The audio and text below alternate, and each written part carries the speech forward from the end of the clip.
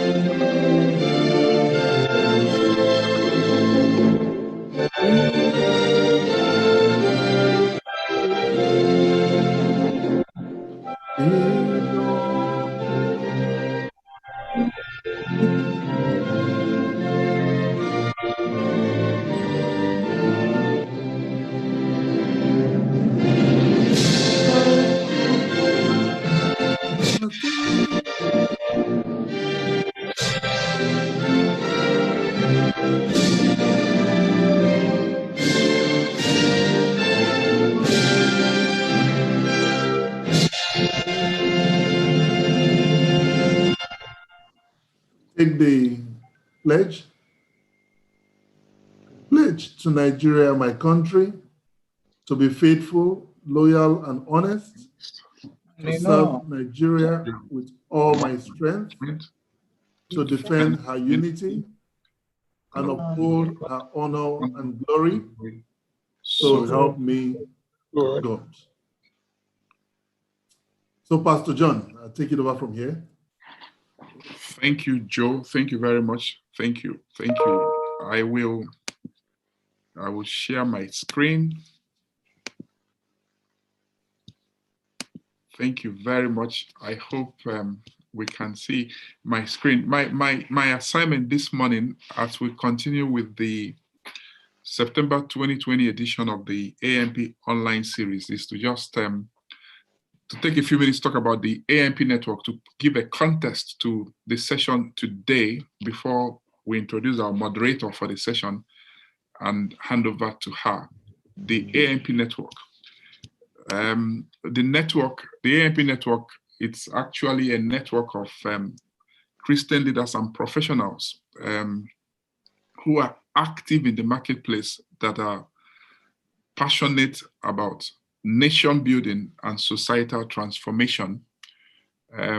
We came together since 2003, and we have been involved in various aspects of nation building. And today we are at the forefront of both the advocacy and the commitment to building a new Nigeria in the hands of God. There were several objectives when we started, but I could say that the founding objective is to actually develop and support individuals who are committed to personal transformation, who can then lead transformation in all spheres and every aspect of society. We believe in the AMP network that nations are built by men, and only transformed people can transform their society. A prerequisite, a precondition for making impact in society is that you yourself have to be transformed first. And our vision is to be a strategic vehicle for nation building throughout the African continent. We believe we're a vehicle, and the way we achieve our vision is through values-driven transformation in the marketplace. People make a difference in every society. Values is a big thing. One of the biggest challenges we face as a country, it's what we might call loss of values. The fact that the difference between right and wrong is blood, and people are not always sure what is right. Our mission is to raise and support apostles in the marketplace that can facilitate the building of a new Nigeria, the emergence of a new Nigeria, the Nigeria of our dreams. And this mission we achieve through a number of things. But before then, let's talk about how do we define an apostle in the marketplace?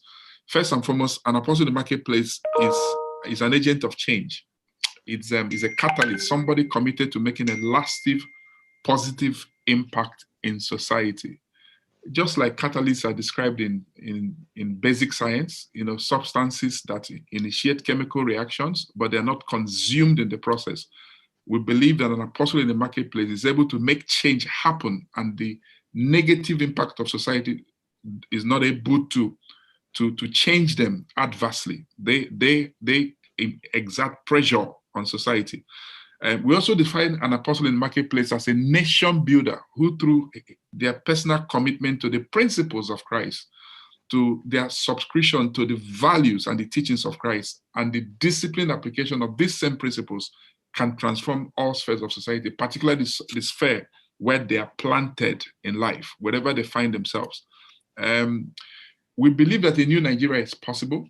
We believe that men build nations. We believe that despite all that is going on, that we can make Nigeria the Nigeria of our dreams. We can build it, but it's an arduous task. It's a marathon. It's not a sprint. It will not come by wishing. It will come by labor, by effort, and it will not come by hiding or taking the ostrich approach.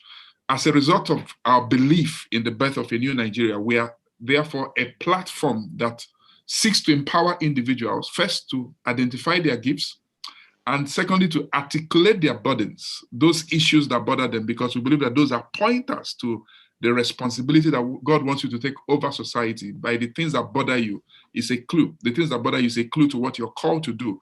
And finally, to help them fulfill their mission as change agents. We believe that God sends people into the world with, specific talents and callings and destiny, and that each person that is able to identify their calling and destiny and focus on it can make a lasting positive impact in their own lifetime.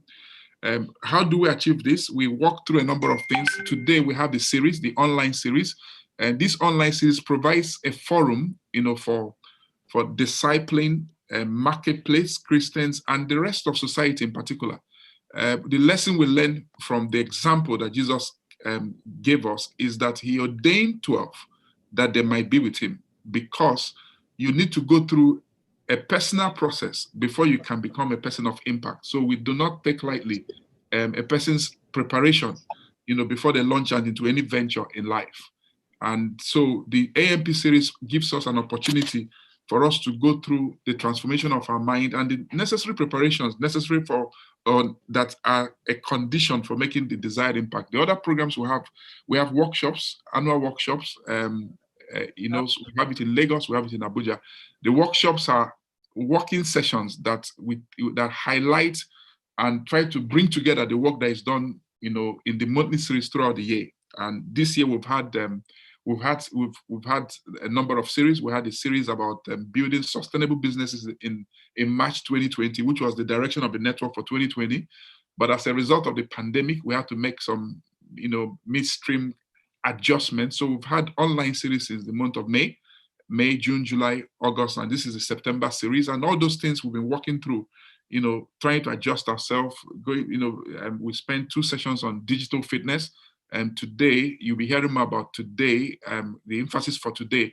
All these things will inform the workshop we'll have towards the end of the year. And that will have an online workshop in the month of November. And we're looking forward to that. Of course, in order to answer some of the questions people ask all the time. People come to the sessions and they're inspired and they ask, what next? What next? And they ask that for a number of years. And because we knew that there were many people that were burdened to make their own contribution to society, people that are trying to make a difference, but sometimes, they lack the skills. Sometimes they don't know where to start. Sometimes they don't know how to continue. So we launched the Change Agents Academy in 2018. And we've trained a number of people. We've trained over 60 people in the last 2 years, thereabout. We have an ongoing class right now, and there are over 30 people in that class from across the world. The Change Agents program is a training program for current and rising leaders, people that are ready to be inspired and equipped to transform society. In this program, or this academy, we equip people with the tools necessary to translate their burdens into vehicles for societal transformation. We believe again that men make a difference in nations. Men make the big difference, that God walks through men, and that only Nigerians ultimately can build the Nigerian nation. But those people that build the nation have to have a particular mindset. It is a mindset that does not capitulate. It's a mindset that doesn't go about complaining. It's a mindset that is a solution provider that wants to resolve the issues of society and doesn't make excuses. It's a mindset of no excuse leaders. It's a mindset of integrity, of a values-driven life. And that's what we try to do in the academy. And we've had, testimonials. We've had all kinds of people walk through the academy, from all walks of life. This is from a former lecturer, a retired lecturer from Lagos State University. He found the training an incredible learning laboratory, and in her own words, is for anyone who wishes to positively adjust his or her worldview as regards leadership and nation building. And she recommends this course for Nigerians who desire to make a positive impact in society based on biblical principles. In the academy, we look at the origin of nations. Where do nations come from? We look at God's blueprint for nations, especially God's blueprint for Nigeria. We have a book that is titled God's Blueprint for Nigeria. Where do nations come from? Does God have purpose for nations? God has purpose for individuals. What about nations? And those are interesting studies. And of course, we study how nations transformed.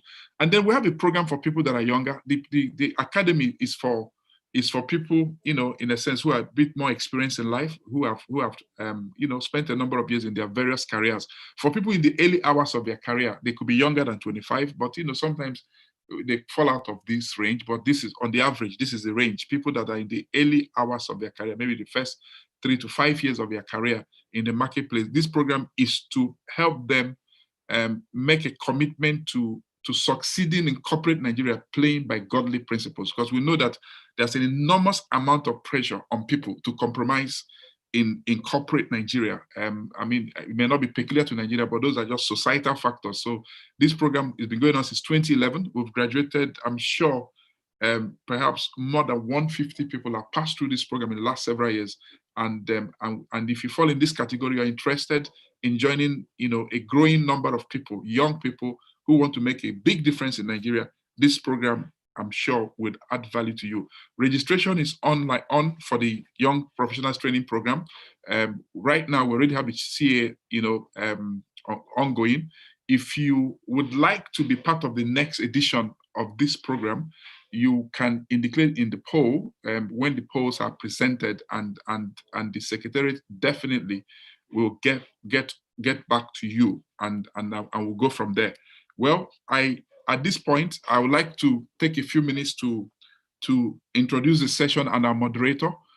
Once again, I want to welcome us. I want to thank you for coming, and I hope you're going to have a great time. The September series is themed Coping and Thriving in a Changing World.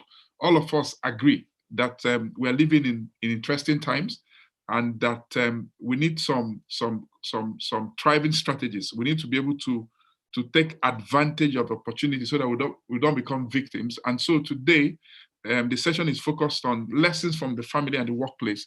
And I'm so glad that we have a distinguished set of panelists and discussants and the moderator, Dr. Orode Doherty, who is the founder and medical director of Ingrates Health Partners.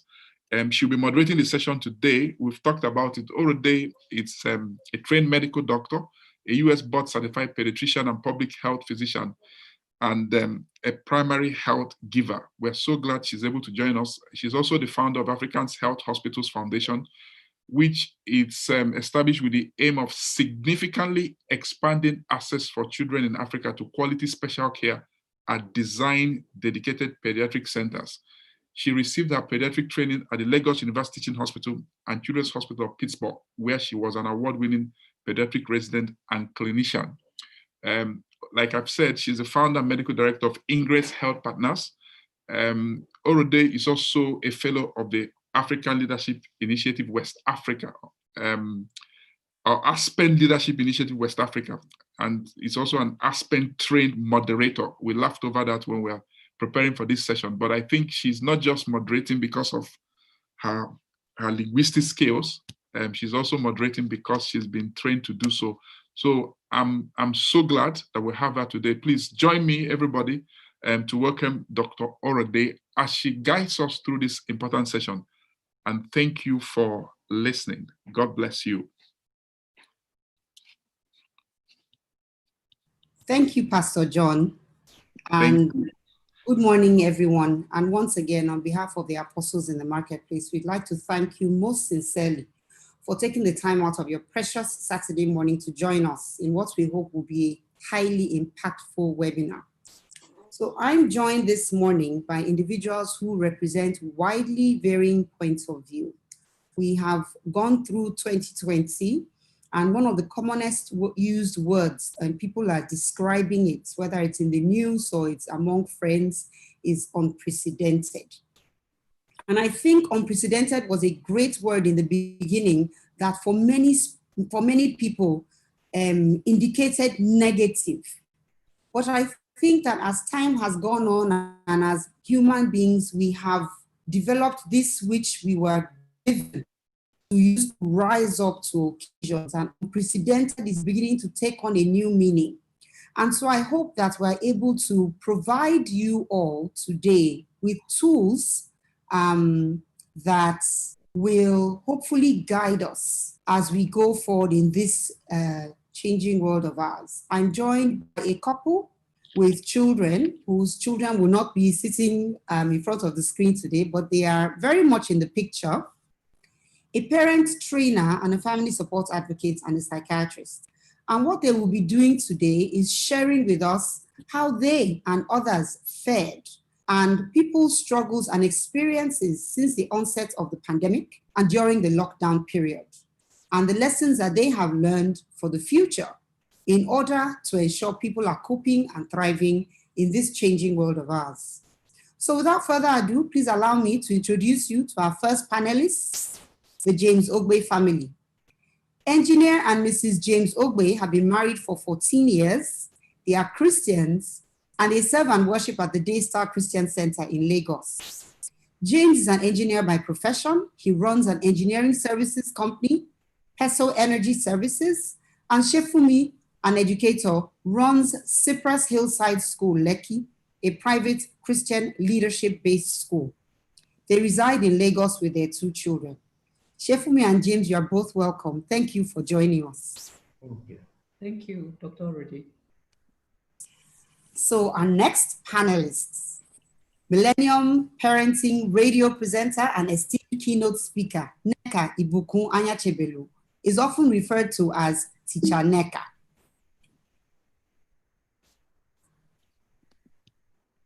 Sorry, I have something here preventing me from.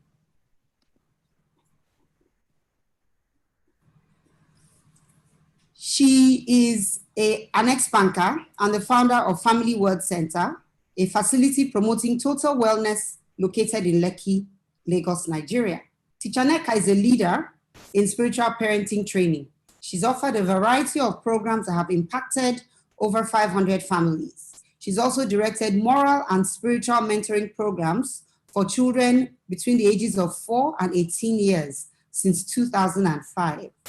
Very many people I know have benefited from Teacher Neka's children's instruction, so to speak. She holds training programs for guardians and Sunday school teachers. Teacher Neka has been the lead facilitator of the DREAM program on work-life integration and the manager of the Millennial Parenting Program for over a decade. A member of the Institute for National Transformation, she's facilitated several training and teaching courses in and outside of the Word Center, and she's authored several books on finding fulfillment in life. She's married with children. Teacher Neka, thank you for joining us today. Thank you, Dr. Korede. Thank you. I didn't mention that. I also have 2 young sons who have come to your Family Word Center. They came with their friends and they stayed on, but you wouldn't have known that until this moment. And finally, the doctor on the panel, Dr. Nkemakolam Ndionoka. Dr. Nkem is a consultant psychiatrist with major interests in substance and behavioral addictions. His vision is a society where people in need will have unhindered access to quality, specialized, and comprehensive mental health care service provision and delivery of the highest standard, irrespective of locality or socioeconomic status, as an integral part of overall well-being. He's a dedicated psychiatrist, mental health practitioner, and advocate of good standing. He applies his knowledge, skills, and expertise to render selfless services to populations in need. He's a member of several professional organizations, including the Employee Assistant Professionals of Nigeria and the International Society of Substance Use Professionals. Dr. Nkem, welcome to the panel. And I want to thank you all for being a part of this program and to welcome you again. And so Shifumi and James, I'm going to start with you. Can you share with us all your experiences as the pandemic came to Nigeria and the lockdown came into effect? What was it like for you? You're both entrepreneurs and you have a home. What did you find that helped you cope and keep it together? You have the floor. Okay. Well, it was surprising because the world seemed to stand still the moment the pandemic came. The virus just invaded our world, and suddenly we were grappled with a situation where we've never experienced, we've never witnessed, we have no go by, we have nothing to compare with, and we were now ravaged with fear and confusion as to how to handle this. But I want to say all that through God's word and our relationship with Him, we're able to begin to grapple and understand how to be able to handle this. So, Yeah, thank you. Like my husband said, we came to a point of confusion as a family. It's another thing for it to be happening, far from you. And it's another thing for it to be happening just next door. And most of us at that point even thought, it was still very far away. I remember when government announced the lockdown, it was like, okay, we should just go on holiday and come back. But lo and behold, we all started buying, panic buying, running helter-skelter. And I remember going into a particular store to go and shop for provisions. Yes, multivitamins. And I went to like 4 pharmacies in Lagos, notable pharmacies, and I couldn't find, some of the things I was looking for. At that time, I was shaky that, okay, the world is not coming to an end. Any store you enter into, any pharmacy you enter into, you realize that you had queues of people looking for multivitamins, and the rest.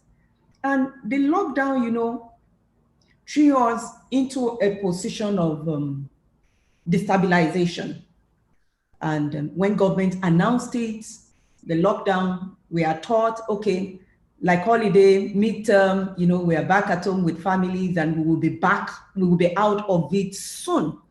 And suddenly, it wasn't like anything that anyone had ever experienced before. And I remember for us, there was this, the initial stage was started with fear.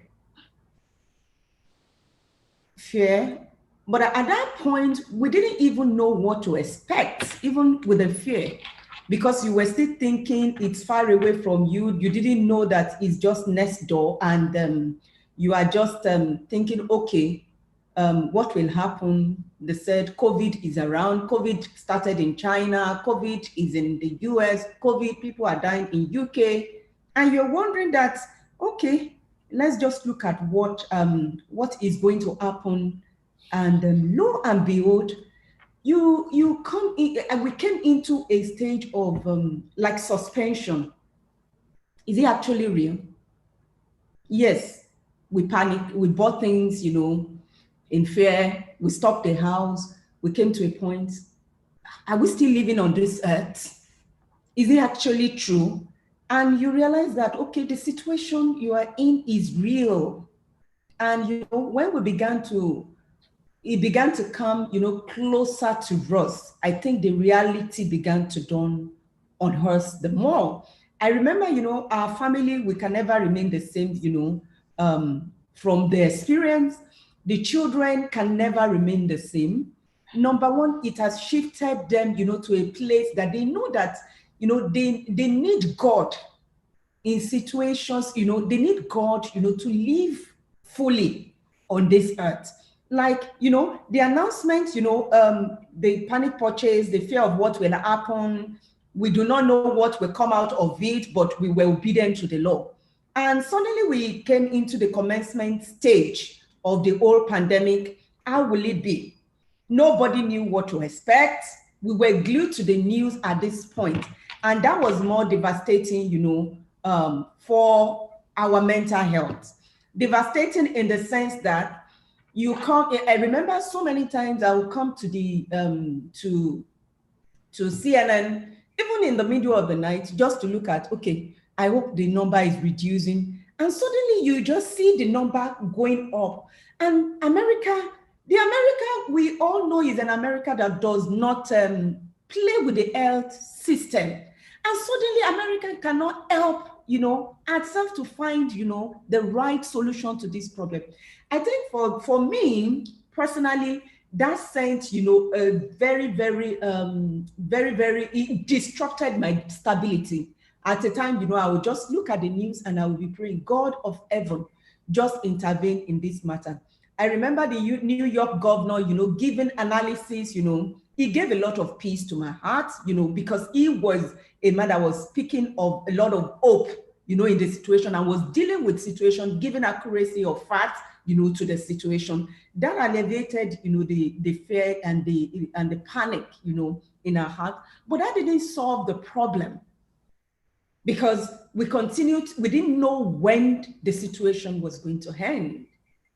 We saw people, mortuaries, got filled, and you're wondering, you have families, you have friends in the US, UK, people all over the world affected. And, the reality dawned when you began to hear that, to see that people in your neighborhood also were beginning to be affected.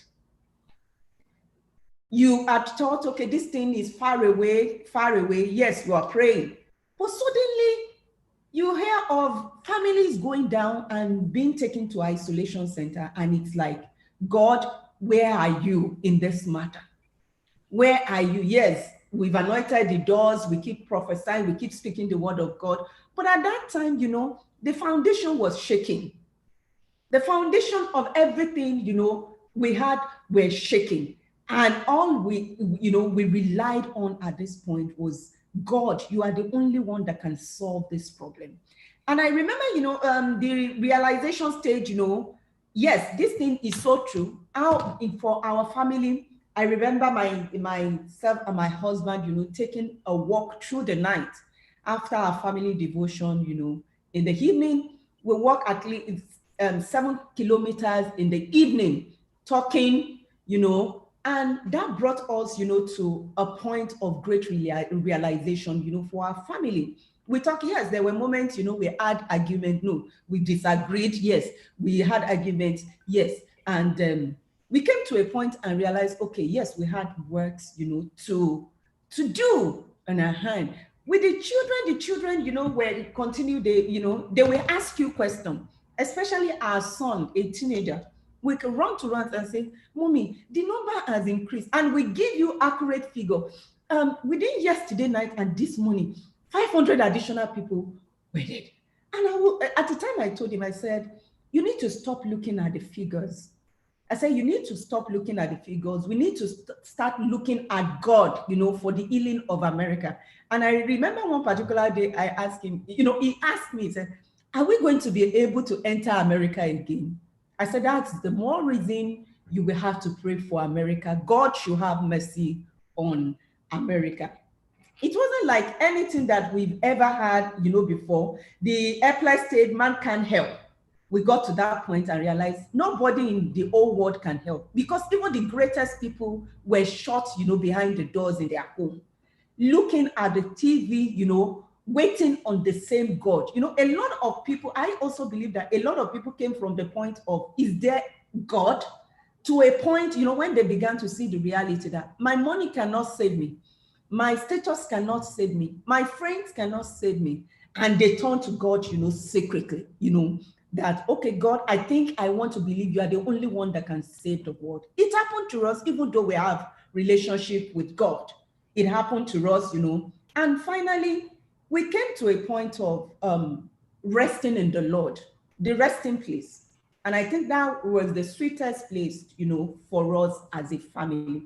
Along the line, you know, in the midst of it, the family had come, you know, to restructuring the operation of the system, the family system, like, you know, putting the children. Okay, I remember it was my husband that said, okay, we were going to be doing our devotion in the night. The children wanted to sleep more, and I realized, we both realized, this is an experience we will never forget in our life, because devotion time became church time. Real word, you know, the children were able to ask questions. Were we not praying before? We were praying before, but we realized we experienced God on a higher level. We came to a higher realm, you know, of experience with the Lord. And the children were able to understand the word, you know, from family perspective, from challenges of the word, you know, because now we had a situation at hand, and we could always relate to that situation as we taught them and share the word of God, you know, with them. And expressly, God, you know, spoke to us in diverse ways, you know, expressly, you know, every one of us from time to time, we were able to get word, adequate word, that you will know that this one, I don't even need a prophet to tell me, God is speaking to me, because it was express, it was real, it was natural, it was personalized. That's the word I'm actually looking for. Personalized for every situation. And I remember for every situation we went through in the family, God was there with us. God was speaking expressly to us as a family. God was speaking expressly to us, you know, as individuals.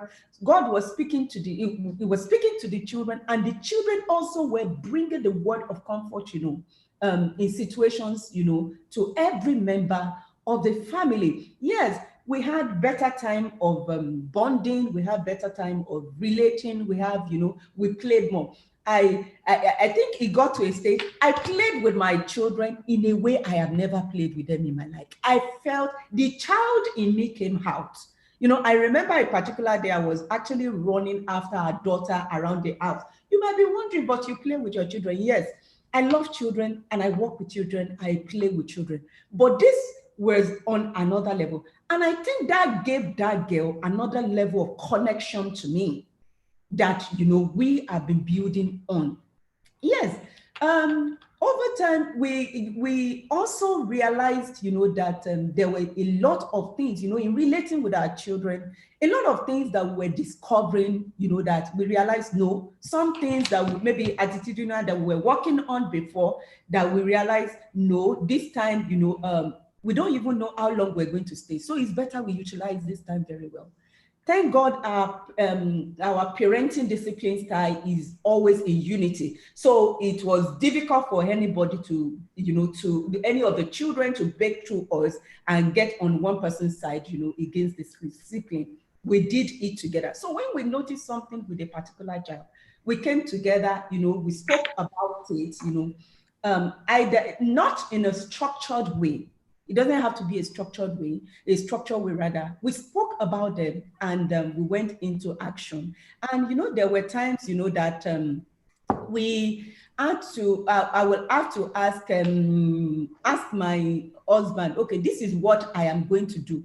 And he will say, okay. And if I'm doing that thing, it's not standing against me to support against the child. We work together, in dealing with those issues. I remember, our son was in the boarding house, and when he came back, we had issues, to deal with. We dealt with them. We went into the root of those issues, uprooted, built, and we continue working, with our son, and because it was a family, a united family, because we also had family meetings where our children can come to the family meeting and tell me that I'm not doing well. And I won't argue.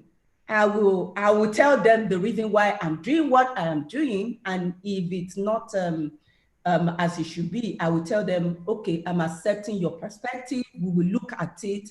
And sometimes, the children will come and meet us and tell me that, oh, have you met daddy concerning this matter? Have you discussed about this matter?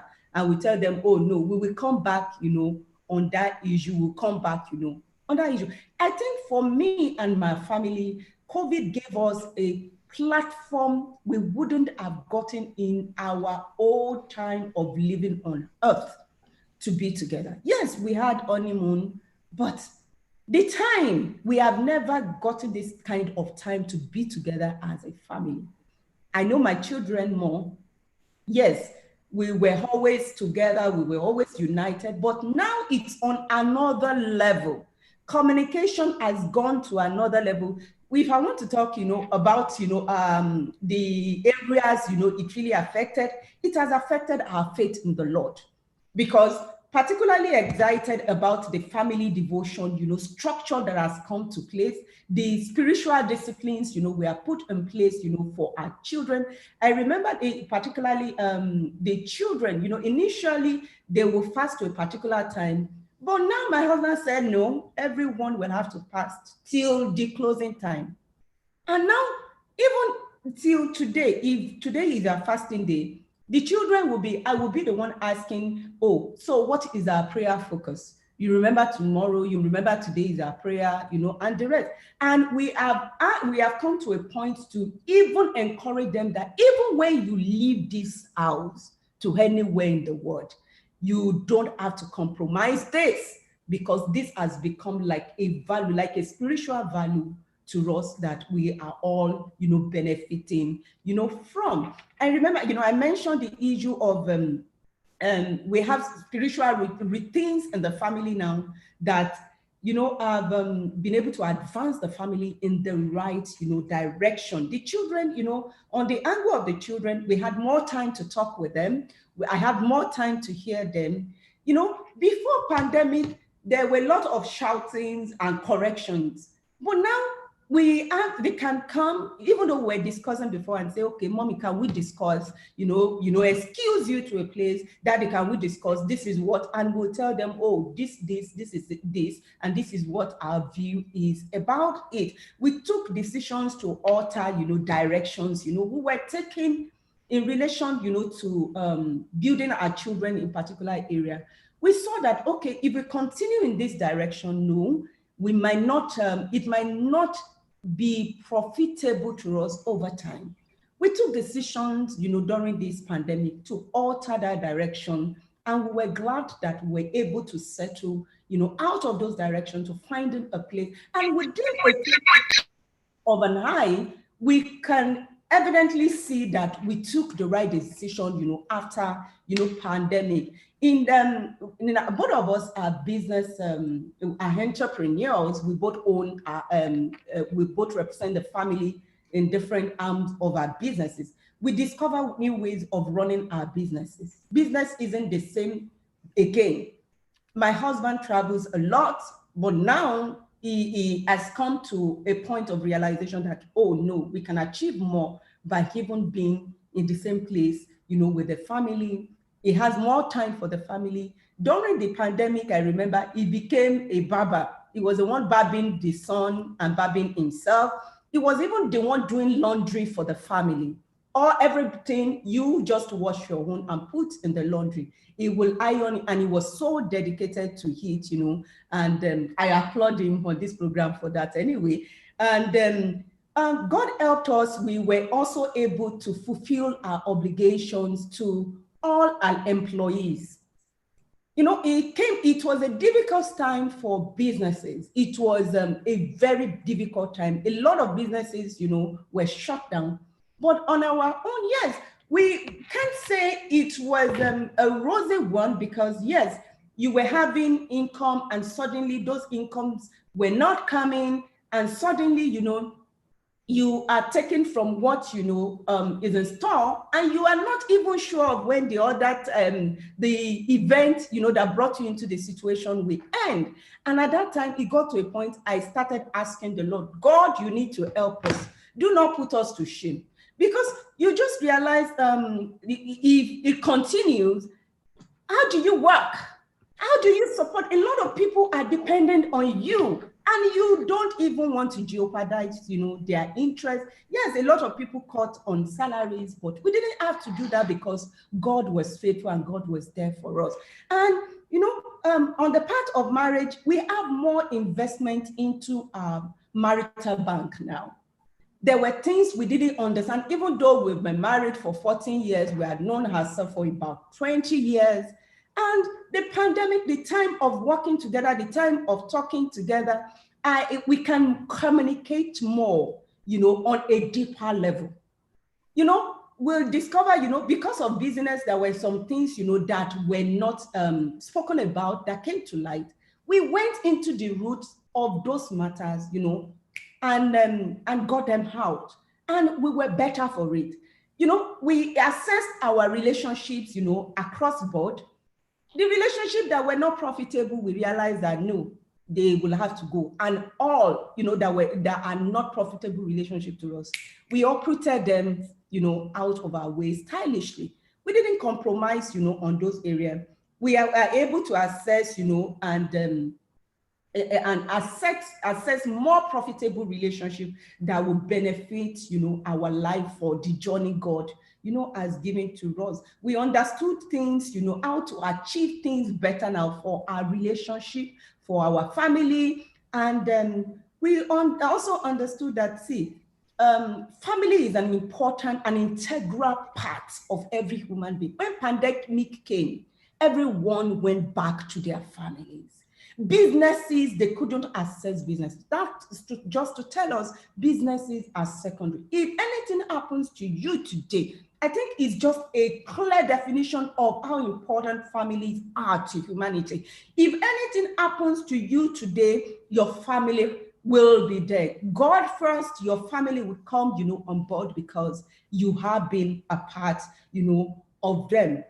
Before COVID, like I said, I thought we were talking family. But after COVID, you know, assessing the difference between COVID and now, I realized that God brought COVID, you know, for us to get benefits, you know, that we wouldn't have gotten, you know, for a number of years if we were doing summertime, holiday time. You know, God collapsed it. And I think God is just a phenomenal God in all ways, awesome God. Because the way I personally now interpreted it was that, man, we more or less like we're going to be running ahead of God. And he realized, see, I need to tell you people, I am still God that created you. And he just shut one door. He didn't give us 2 doors. Just one out of the doors of access he gave to us. He shut it. And we were trying to find our way. I don't know if my husband any other thing to add to everything I've said this morning. Okay. So yeah, it's eventually turned out to be benefits by the time we looked at it, because there were several decisions, especially if I'm looking at it from the business angles, that we couldn't have made, that we eventually made. For example, several of the people we relate to, if they don't see you physically, then they don't take you seriously. So you have to be going around meeting people and all of that. But with this, we were able to now, of course, we were forced to meet alternative means, online and all that. So that kind of helped reduce some of the mileages acquired in going around. And also even our own staff. Right now, we don't work all week. I mean, we couldn't have imagined that. There'll be days when you won't come to work when there's no national disaster or a public holiday. Even on public holidays, we go to work. But with this, we're able to structure it such that, we are able to arrange our time more. And surprisingly, the productivity didn't actually reduce. That's the most surprising thing. Yes, the physical contact reduced, but we're still able to find ways to get work done in spite of the not being physically present. So those are some of the advantages that we've discovered, new ways. I mean, we've turned around these things to our benefit. And I think every business owner, if you look at it from a positive angle, even though certain doors shut, other doors actually opened that were beneficial. So that was how it affected. And then, of course, for me, I had more family time. I couldn't believe that I could be around for this long in one place, and that's, we give God praise that we're able to turn this in our own favor. Thank you so much, James and Shefumi. I want to summarize, and I have a minute or two to do so. But it sounds like, when Shefumi described going through the phases of grieving, almost that initial suspension, confusion, is this real? Then coming to realization that, oh yeah, it's real, and we're helpless. We just have to depend on God. And then the time that you spent walking in the neighborhood together, I thought that was so phenomenal. One of the things that we learned early on in leadership development was about the time to center yourself. And what great leaders have been known to do really is to take time out and take long walks. And then to do it as a couple, I imagine the kind of synergy that would have been going on there and the ability to just distill and come to yourselves again. That must have been powerful. I note that Shefumi said our family can never remain the same. And the time of realization that we are depending on God for this. And then this thing which we were all saying and which you said to your son, stop looking at the figures and let us pray. Stop looking at the things that we can see and let us look to the one who we cannot see, but whose work we see every day and whom we rely and depend upon. I thought that was so powerful. Your son is never going to forget that. He's always going to remember, don't look at what you can see. Look at this one who is able to take life from you, give it to you, and whom you cannot see in the physical. I love the fact that you said from that helplessness, you went to that sweet place of rest. I think many people lost their peace during COVID. And I have come across people who even now have not come to that sweet place of rest. I'm very grateful that you are able to share with people that there is a coming to the sweet place of rest. And then bargaining. If we're not rushing out of the house in the morning, you're lucky dwellers. We know, we who live on this axis. If you're not rushing out in the morning, why are you rushing to wake up? As long as you get everything done, shift your family devotional time. It's instructive so that everybody is feeling like we are all contributors to this economy, this conversation. We are not the children and the adults. We are a family. And I love how you have brought that out. And definitely the family meetings, we also benefited from those and we stumbled upon them. We didn't have the presence of mind. It was our youngest who said, look, I do meeting in school every day at noon. So we must do that meeting here because you can't shake my schedule. And family meetings, they became a powerful place of reference and contact. And then I love what Mr. Ogbe has said about, you know, a new way of doing business and looking at things from a different perspective. And we don't have to physically be there, but we're just as impactful in our work. And then reorganizing ourselves and recognizing, as Shefumi said, family comes first. Family is integral. This sounds like you went through a storm, but you weathered it by God's grace. I'm thankful that we have an opportunity to see you on the other side, because I can't imagine when there was fear and helplessness, and I can't imagine what you would have looked like and what you would have felt like. And sometimes, you know, we can seemingly look okay on the outside, but really, I remember those cues as well. I remember the cues, and I said, I'm not getting into them. Whatever we have, we have. Whatever we don't have, you know, we'll just wait until something can happen, because it was scary to anticipate that. Thank you very much for bringing out these important points. You know, teacher, thank you very much. Teacher Neka, this is like it's almost like a single look, like a snapshot. You would have seen a spectrum of families coming into, going through these phases at different points in this pandemic. So you would have had people coming in when some were not even, they were still in denial. You'd have had some people actually in the middle of the storm when some were just starting to realize that, oh my God, there's a problem. Tell us, for you, how did this play out? How did you experience the pandemic? What did families and people struggle with? Were there surprises, and what were they? And what did you find to be the critical success factors, as it were, people who seemed to come out through on the other side? The James Ogbes have told us one story, and I expect you have very many more. You have the floor.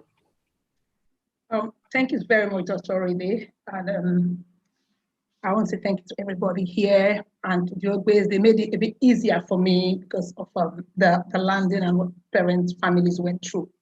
So I'll share in a nutshell, because I work with a lot of families, young children, teenagers, and even young adults. It was a mixture of so many things, okay? I had calls coming every day, calls coming. Some were frantic.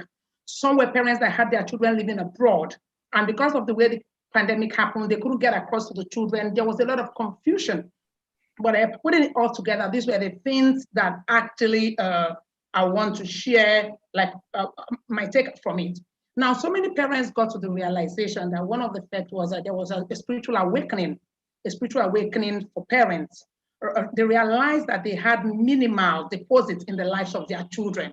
They realized that their children's spiritual life was actually being surrogated, or like it was left in the hand of Sunday school teachers and all of that. Because with the closure of church and all of that, they didn't know what to do. Some that had toddlers didn't know what to do with the toddlers. Some with preteens, teenagers, and young adults, they actually had no clue what to do. Why? Because you know, when church was always church and all of that, and then they realized that these children needed more, especially because they were always on the internet, and they saw there were so many things happening in their life, and everybody came to the realization that we had to go back to God.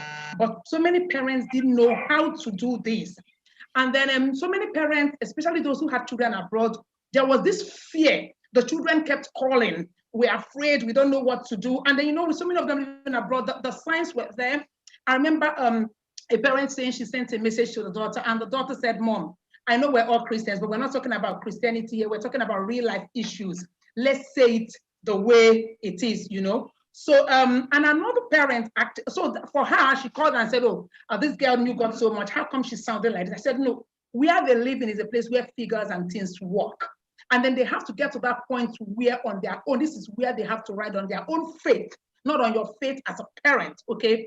So this continued, there was so much fear and chaos. There was a particular parent who called one day to say that because of how it happened quickly, she bundled her children and put them in an apartment. So she couldn't even get them to stay with relatives because it was going to be a very long transition for everybody. And one of the children woke up one day and she called in the middle of the night, like 3 a.m. and she was screaming that a part of her body was actually not moving. She didn't know what to do. There was so much fear.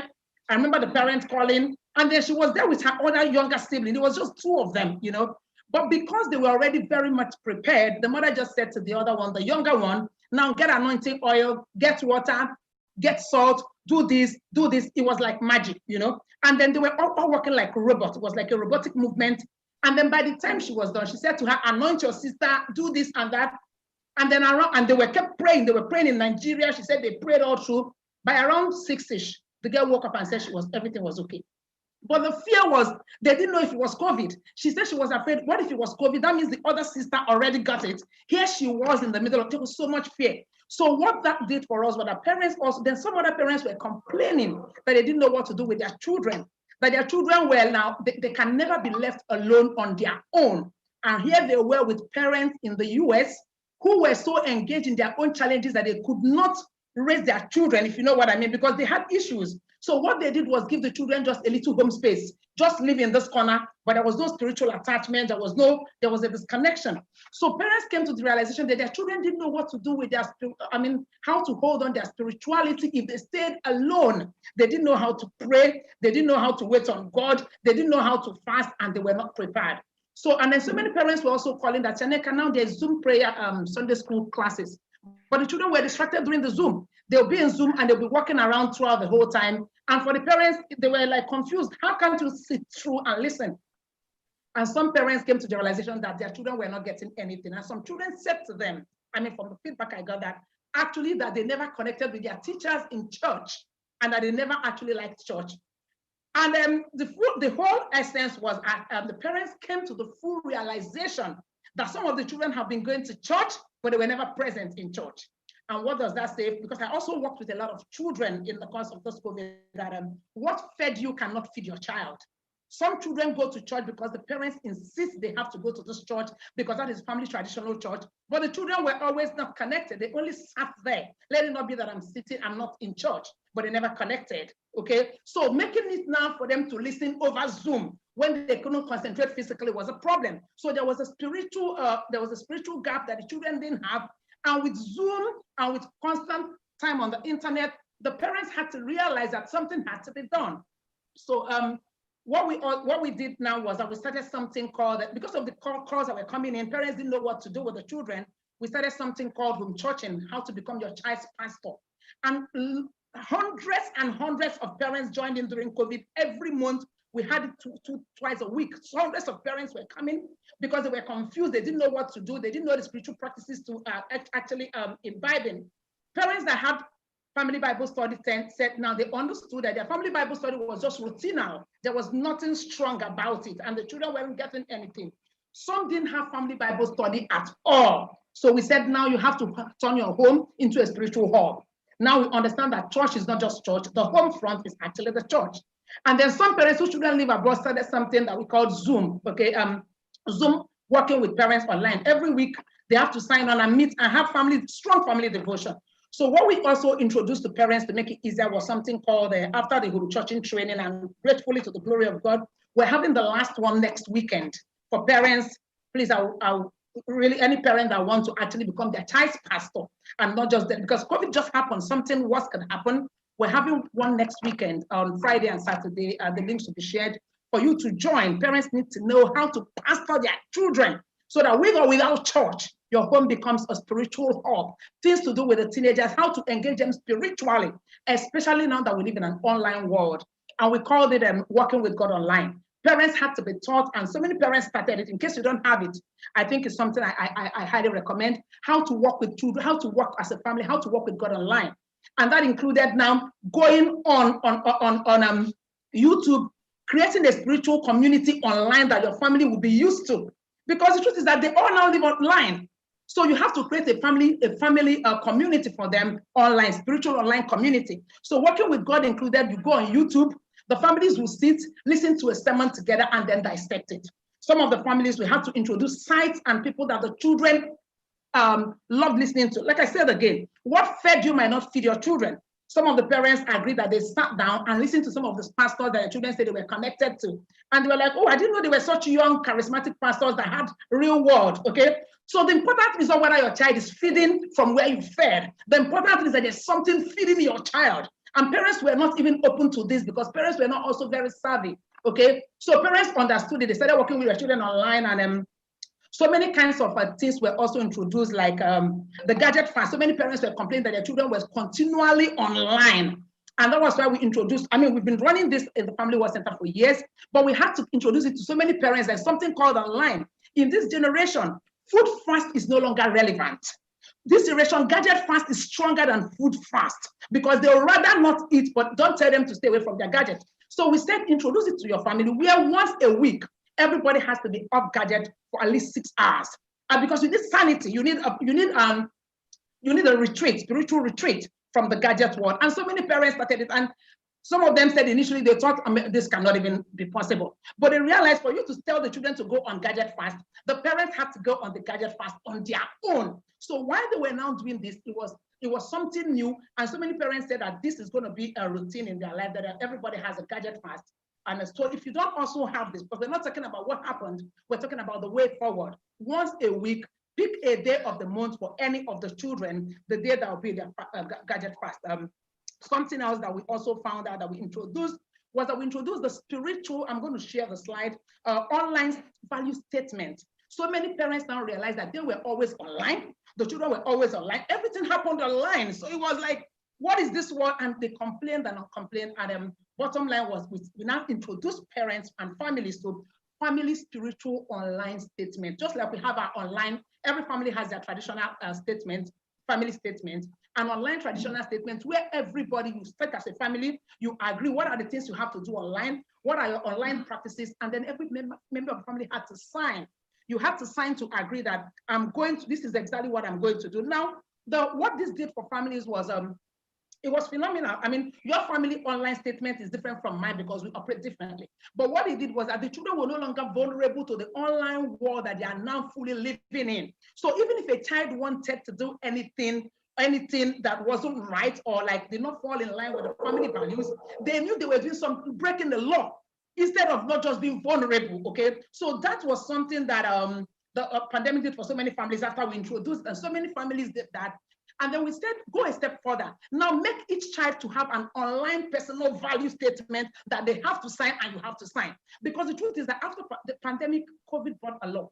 We're going to be living online more than we ever lived before. So it was like a gradual transition. And then the COVID made parents sit together. So I'm going to be sharing slides of a few of the values, family values, and even the children's personal values, so that you can pick this up for your children as well. Something else the pandemic did with the families I work with, it brought an awareness and awakening. So many parents didn't know what was happening in the lives of their children. They had no clue because everybody was busy. Like Mrs. Ogbe said, oh, hello, children, everybody, we talk and we meet at night. But so many things were happening. And the parents didn't see the red flag. So many children were deeply into pornography, deeply into it. And the red signs were there. So many children were deeply into depression. Can you take it back to take it back to the last slide, to the slide you just took away now. So many of them were into depression because the parents didn't even realize that those children were going through depression because they were never attentive to what was happening. Can you take it back to the slide on events in the lives of the children? I'll come to this as I wrap up. Okay, so they didn't know. So with staying with the children, they realized like there were some signs of when a child stays in the toilet for so long, you know that child is into masturbation. But so many parents were distracted, they never realized. So because of this, I won't have, because of time, I'm not able to share this piece. I want to encourage you to get my book on Parenting Handbook, so that even now, because COVID hasn't completely gone away, we're still at home to some extent, so that you can see the warning signs. Masturbation, you see the early warning signs, the red flags are always there. A child that is depressed, you get the signs are always there. A child that is introverted, a child that is being bullied, the signs are always there, they are red flags. So parents got to do it. And for me, I used to think greatly that masturbation and pornography was boys, but parents were calling in. Their female children were also in it. So with all of this, and then programs were organized, and so many parents now spoke up. Some parents used to hide it before. So many parents opened up, and then there was platforms were created to the extent that now if you feel that there's this red flag, you feel the red flag or something, there's actually people you can talk to, now. So it's no longer like, I don't want my child to be stigmatized. Parents actually cried out for help, and then platforms were created for that. And an awakening also, like a mother cried out that she didn't know her 4-year-old daughter was already in yoga meditation. She said, Teacher Nneka, I saw this child with her hands open, her head up. And then she asked her, what are you doing? And the girl said, they taught us how to meditate on, she said it's sponge, something called sponge cartoon. That the man said, when you put your leg in and put your hand out, you'll be going up and you'll be going up and you'll be going up. And she said she never even knew her 4-year-old daughter was already in meditation. So these are things that were happening. So she said to her, when next that TV program comes up, I want to know. So she said to Nneka, one of the best things that happened to me was that I sat down to watch those shows with them. She said it comes up every Tuesday or so. And then she actually saw the program, and it comes up once a week where they taught them meditation. Now she was probably thinking that, what does this 4-year-old know? But this was something that was already a 4-year-old, So parents, what happened was after COVID, parents should actually not just, because very soon we're all going to get busy again, but there are events happening in the lives of the children and there are red flags. But if we're a bit more sensitive, we're going to realize and then work. And then as I'm trying to wrap up, I'm trying to run now. Then the last thing was also parents now got to the realization that the children had to be intentional. Can you take it to the last slide? Thank you. That the children had to be prepared intentionally. Now, that parents realized that they didn't have adequate preparation for their children before sending them abroad. They were not prepared relationally. They were not prepared spiritually. Our children were not prepared emotionally and psychologically. Can you take it to the last slide, please?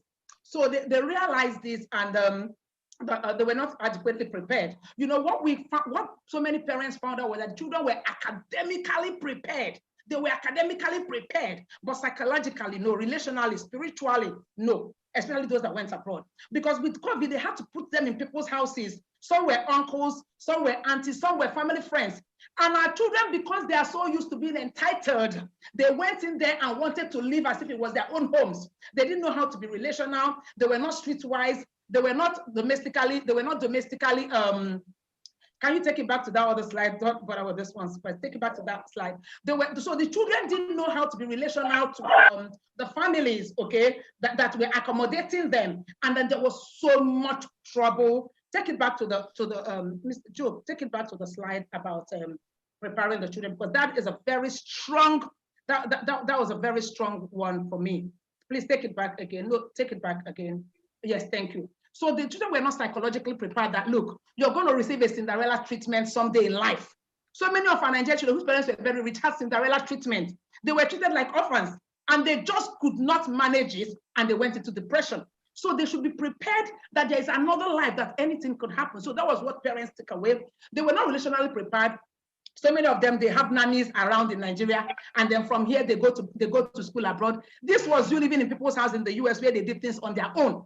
And the children had no, you will answer. Oh, sorry, I thought you were telling me my time is up. So I'm really trying to run as much as I can. So they were not, so we have to intentionally also prepare our children relationally. And then spiritually, some of our children were not prepared.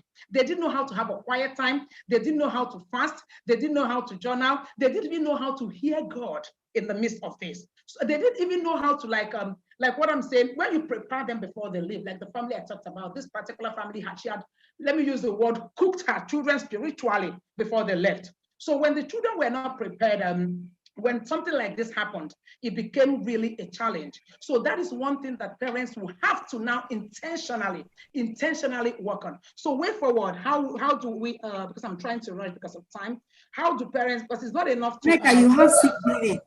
It's okay, you have 6 minutes. 6. Okay, fantastic. Let me just run. So how do we now, what do parents do going forward? I mean, with some of the things we did is, I think parents will have to actually take responsibility and understand that we go for training for so many things. We go for training, business training, all of that, but we don't go for spiritual parenting. And in this age, spiritual parenting is a must-have. Spiritual parenting is a must-have because church is just a bridge. Church cannot do for the parents what you can do for your children, especially with the new age we're entering. The parents will have to go for spiritual parenting courses, take it online, read books, so that you can handpick values that you want into the lives of your children. It is very important. Another thing parents have to do is that parents will actually have to now on their own intentionally prepare these children for to be relational and psychological and all of that. How? During holidays, one of the things we do is that once it's holiday, what we do is that we sign them up to secular activities again, without knowing that the spiritual rules the physical. We sign them up to secular activities. They go for coding. I'm not saying those are bad, but let the holiday, that's why it's called a break. Let's be intentional to say the break time is the time to break away from secular activities and then to train them on things that pertains to real life, like being relational, getting them involved in spiritual things, in skills, in social things. Even some parents, some children don't even connect with their grandparents anymore. So this is very important, okay? And then when they're on holiday, I don't know the age of your children, but no matter the age of the children, the parents have to be involved. You don't just send them abroad for them to be abroad. You have to have enough money to know that when they're on holiday, either they're with you or they're down here. So when you're keeping money for school fees, because a lot happens in between that gap. I mean, with my own children, I said whether America opens the border or not, something will happen. Either I walk to the US to be with them or I bring them down here because I don't know what happened in the course of these 5 months. I need to see them eyeball to eyeball because you can meet them on Zoom, they talk and all of that. But there's some things you must make sure you have that physical contact. That because a parent kept shouting that a lot has happened because before the COVID, she never saw her children and then COVID now happened. So she's like, when she talks to them, she hears this thing behind them that she doesn't know where it's coming from. So that is very important. Something else parents will have to do is that when they are at home, please pedal down on your workflow. Anytime they're on holiday, you have to be intentional. You have to be intentional. Whether you have toddlers, young adults or preteens, pedal down on your workflow so that you can actually see what is happening. If you're present, be present. So one other thing we have to do now, because there's because the online world is now such a robust world, you can be at home, but you're not at home. You're at home, but you're continually on your computer, you're working. The children come to ask you questions, you say with one syllable, you answer. So you're present, but you're not present. And especially for people with young children, you don't even know, they know that you're not there. My daughter once said to me, Mom, look, I know when to ask you things. She said, when you're on your phone, I know when to come to ask you. So they know. And then if you're thinking about raising an exceptional child in this age or a child whose mind is stable, you have to be present if you're present. And one phenomenal thing that happened in the course of COVID was I got put it strongly in my heart. And I published a book called Parenting in the Digital Age. So I can't share everything today, but it's something because the constant calls kept coming in and messages, and parents could not just cope, both with the online world and all of that. So I will also encourage us to get a copy of Parenting in a Digital Age so everybody can look at it. What are the practices that you have to do? In the online world, you can use the online one to spiritually prepare your children. There are things you can do with your children, whether they are abroad, whether they are 27, you can all be spiritually engaged. You can all be, it's a family oriented. There's so much to do. And again, one thing I also want to beg and encourage parents from what I saw is that you have to set boundaries. Please, if you don't set boundaries, you're going to lose your children. You're going to lose your children. If you're at home, be at home. Work-life balance. I'll call this online physical balance. If you're at home, be at home. If you're at home, turn on your phone for some time.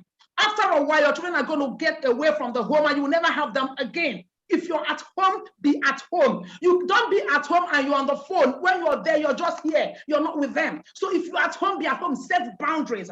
Another thing is that what social media has done is that there's a lot of comparison. Parents now compare their children with other people's children because they see a lot of things online. And so many children are going into depression. Do not compare your children because now even parents that were no longer savvy. My husband was ever on Facebook up until COVID. Now he's on Facebook. I'm like, Nick, I saw you. I'm like, you're on Facebook too. So many parents are now exposed to so many things, and then there's this tendency to prepare to compare their children. So I think it's something that we really have to do. And then another thing I want to talk about is vision. Please, I'm trying to really run now. Put before your children leave home, or if they're still here with you, or if they've outgrown you, try to put big visions inside of them, more than big phones, more than big social status. So many parents try to put a lot of social status, social status, but they don't have big visions. A child that is vision driven will always have somewhere to is always channeled and focused.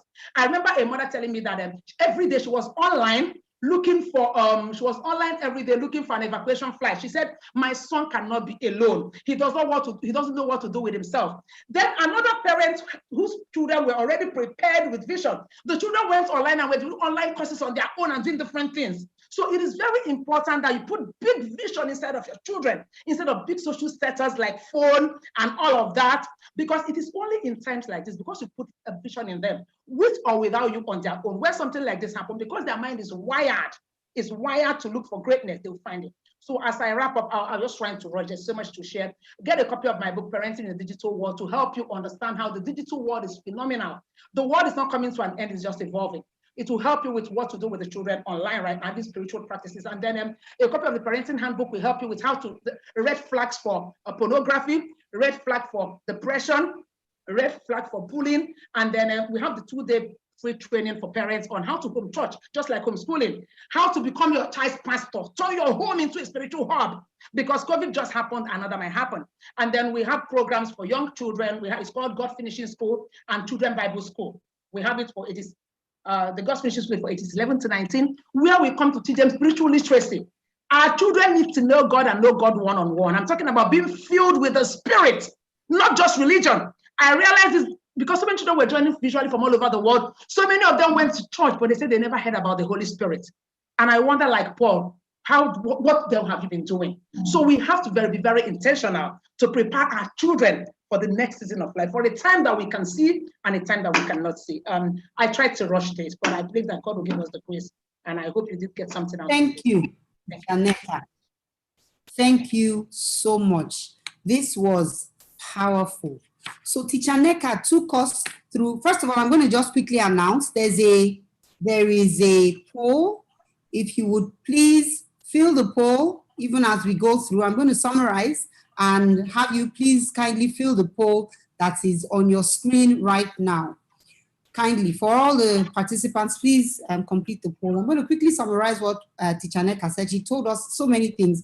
You saw me writing furiously, which I was learning. I thought I knew some things, but you will always learn as long as your mind is open. You notice that Mrs. James, Engineer Mrs. James Ogwe spoke mostly about their home and what they were able to do because their children were right there with them in the home. But a good number of us also had children who are abroad, some who are older, some who are a little younger, and there was a need to continue to parent those children through this crisis. And I'm very grateful for the perspective that Teacher Neka has brought.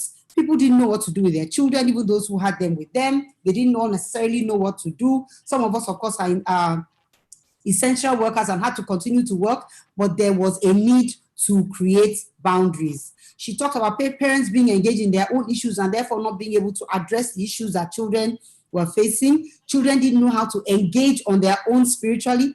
In fact, I know I'm one of those who was guilty of that, of not having, after you're done with the first one, you think everybody will follow suit. It's not magic. It's not transmissible. It's not a communicable disease. Everybody has to have their own spiritual grounding. Children were distracted on Zoom church. I saw it in my head. I had to sit beside. Finally, I said, abandon this. We do that thing together, and we did it our own way. So what fed you cannot feed your child. It is so critical to remember this because it is true. The way that our parents were raised is not what caused success for us necessarily. And our children they're digital natives. They were born into a different world. The last thing you said, the world is not coming to an end. It is evolving. And that's evolution. We as human beings must adapt. So listening to sermons together, ensuring that you get into the new age fast, not new age in the negative, but now, if you don't do a gadget fast, then you have not started fasting. Because the thing, I've seen them go a whole day without eating, my own people. In fact, it's now a regular thing. So food is not their poison. That phone, that screen, people cut it a long time ago. Many of us didn't. The gadget fast is an important fast. The gadget fast must happen. And as it happens for the children, so also it must happen for the parents. Again, I am the reason why we're having this conversation. The family spiritual online statement. My people, if we take nothing away from this today, we take away the fact that if you are going to engage with a medium that you don't know enough of, you have to have set your own rules and your boundaries around how to engage it in order for you not to cross a line that you don't realize you are crossing. Because discernment is not being able to tell between good and evil. Discernment, my pastor has taught me, is being able to tell the difference between good and not quite good.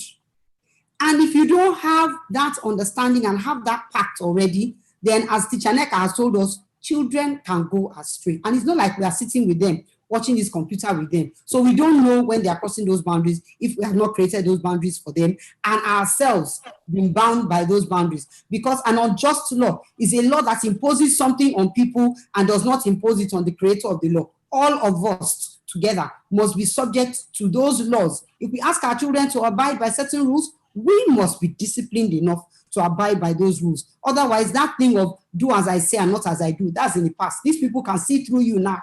They know, and it is important. An awareness, an awakening, and understanding of what the red flags are for disturbing spiritual decay is very important. Children who begin to change their habits, children who become depressed, they are red flags. And Teacher Neka has resources for us that we will be able to look up and pick up as we desire.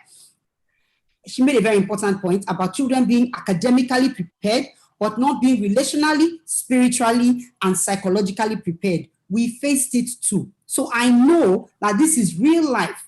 And when children are extremely smart, you think they're ready to go to school abroad. They're not, unless they also have a solid spiritual grounding and something that will make you engage them in the same way when they are abroad. That Cinderella treatment is the reason why many of our children today get to school in the UK or in the US and become depressed, because nobody is running around them, flitting around them. Where are your socks? Did you forget your shoes? Iron her skirt. No. She has to do all of that by herself now. So understanding that thing is something that you have to have prepared them for in order for them to be able to stand. Teach them to fast, teach them to journal, teach them how to engage with the Holy Spirit and hear from God. The Holy Spirit is not somebody that my mother and my father discussed with. The Holy Spirit is within me, and it's important for them to know that. You know, if we do nothing today, we must remember that our children have to have a vision within themselves. And that vision of the future can only come from a relationship with God. So taking them to church or dragging them to church is not the same thing as being a part of that spiritual discipline with them. I think that because we are raising children in 2020, and ourselves, many of us are professionals and or homemakers, we need guidance too. It is not only about the children. The children can only be guided by the person who himself or herself is guided.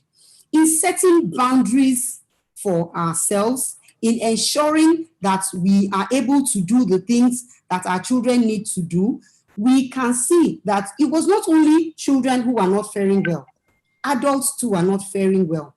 There were red flags for children. There are also red flags for adults. Dr. Nkem, well, I thank Dr. Neka very much for this wonderful presentation. Dr. Nkem, I'd like to come to you. And we've eaten a bit into your time. But tell us as quickly as you can, in about 15 minutes, how about the people who did not fare so well? Adults, children, people in workplaces. How do we identify them? What are the red flags? What should I see in my colleague or in my neighbor that should make me act immediately? And what should the action be? And then are there some things that people can acquire to help them through physically or emotionally challenging situations? And how do we make it happen? What are the pathways to care? Dr. Nkem, you have the floor. Thank you. Dr. Nkem, you are muted.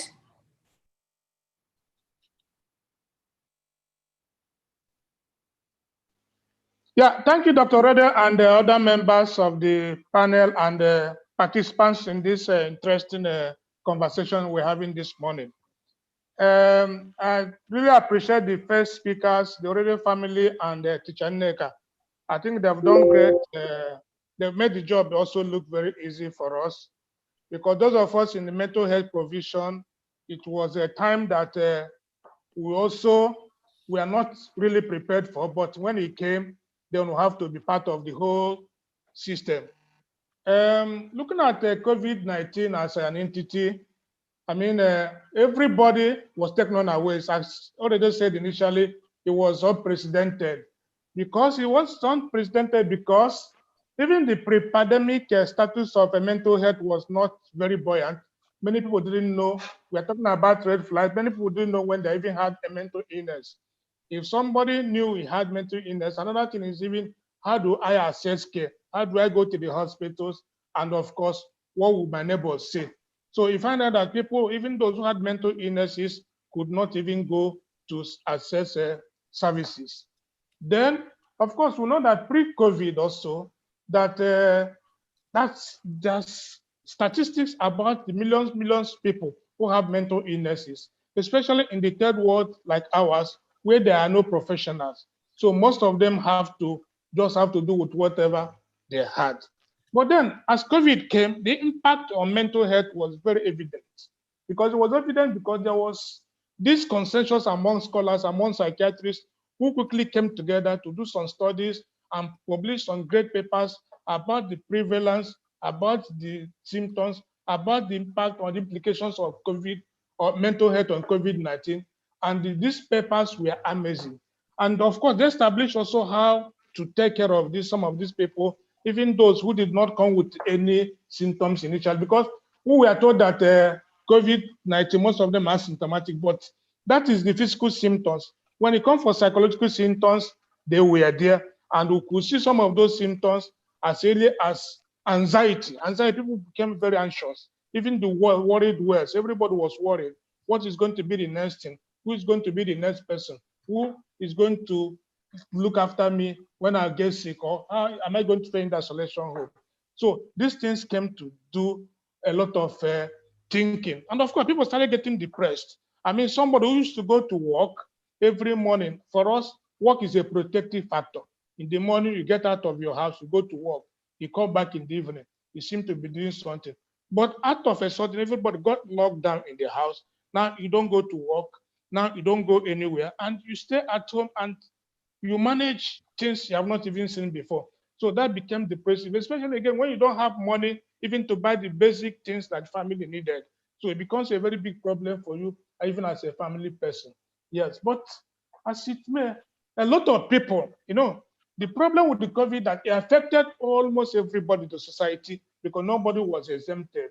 And the impact was great. General population was affected, and the people did studies maybe in Ethiopia, in China, and Iran, and they found out that even the cases of depression or distress were more than half or 3/4 more than it was before COVID. Then particularly, there were a lot of people who became very, very anxious. Those who knew that by the nature of their state, they were going to come down with anxieties, they were going to come down with more depression, and they were going to come down with other sorts of mental illnesses, especially the frontline workers. The frontline workers were those people who were in the camps, isolation center, taking care of the COVID patients. Some of them may not go home for weeks. And imagine that kind of, you are getting isolated, treating somebody in isolation, you are thinking about your family, and even when you leave eventually the isolation center, people are afraid to talk to you, people are afraid to contact you, and they're even afraid to go back to home. So it became a very serious thing for those frontline workers. Of course, people with pre-existing mental illnesses, okay, the hospitals were locked down. They started, who started some online presentation, online assessment, but then not everybody had a computer or a telephone to link to this. So for those who had mental illnesses, they could not access care. And of course, the imminent thing is relapse. So most of them relapsed through this period, and you don't know what to do with them. Then women in the house, they got excessively busy. Some of them had to run a lot of things. And because of the contact time between families, women, most of the time, even those who were in abusive family settings, had nowhere to go. So they were forced to stay in these abusive family settings. And most of them would know that spousal abuses were more prevalent during the COVID lockdown than it was before. Then even children, so Nneka spoke a lot about children. We found out that children had a lot of time now to do all sorts of things.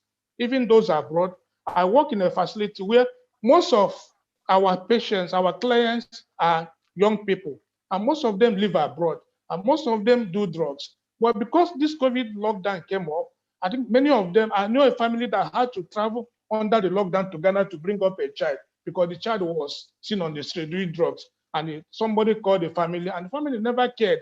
They had to go there, brought him back to Nigeria, and were contacted.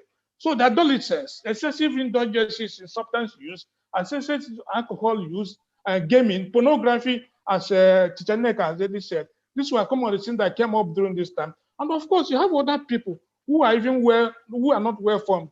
The street boys, what happened to them?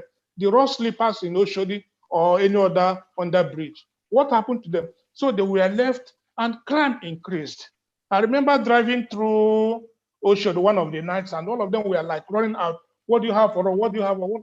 Then the COVID patients themselves, of course, once you are sick, once you have gone to hospital, it becomes stigmatized. Even your workplace wouldn't want you to come back when others are being asked to come back. So it becomes a problem for them also. And other adults, our parents in the villages, of course, it used to be a thing of joy going to see them.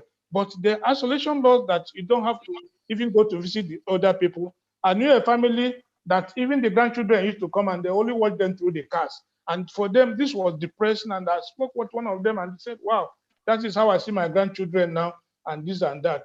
Then for those lone dwellers, those who live alone, those who never care to form any interrelationship with anybody, that they find out that, look, it's even the COVID time is very difficult time to make friends because there's no friends anymore.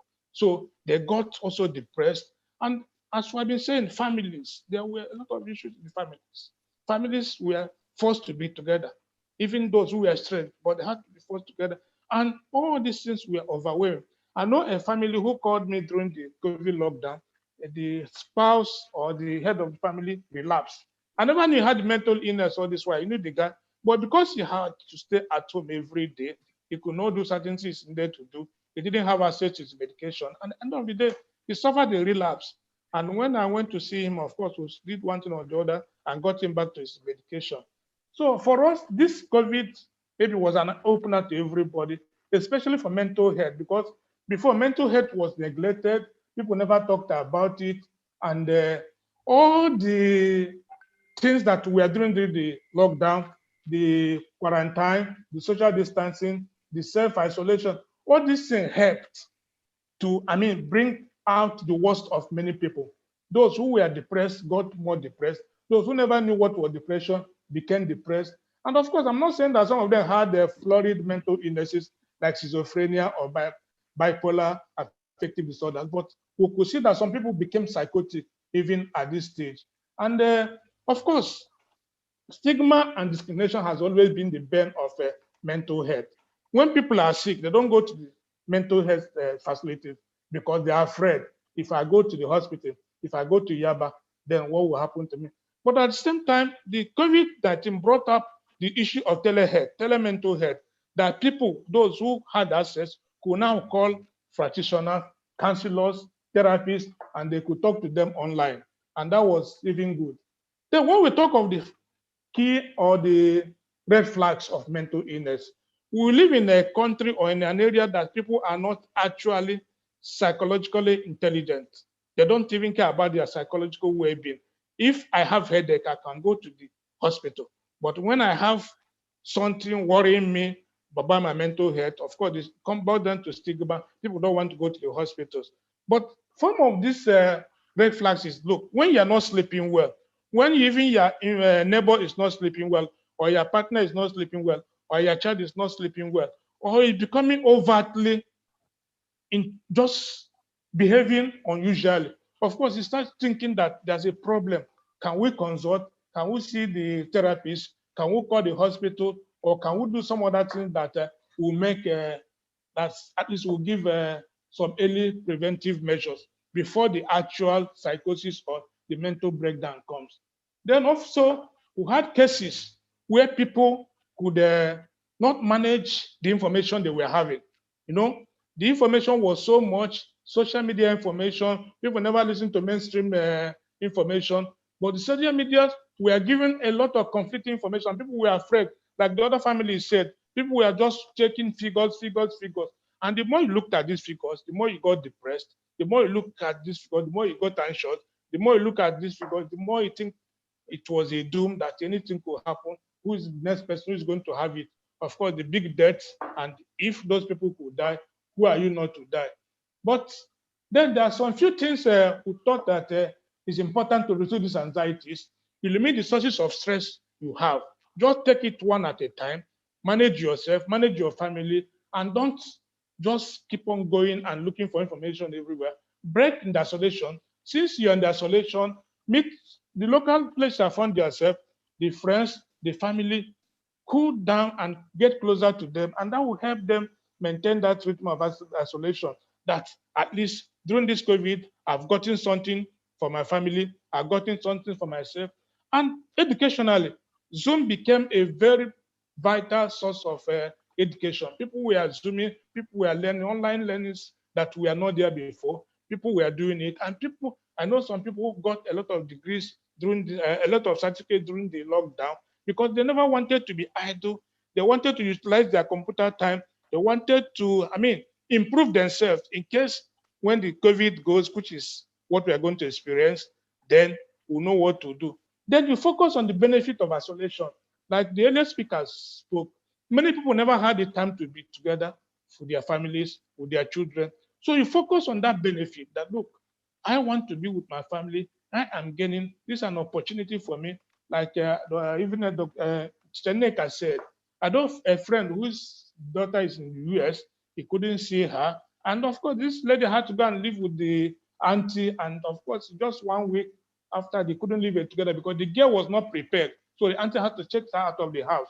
So you have to ask for professional help if you feel that all these red flags, you are having them, or a member of your family is having it, or somebody you know. Then what do?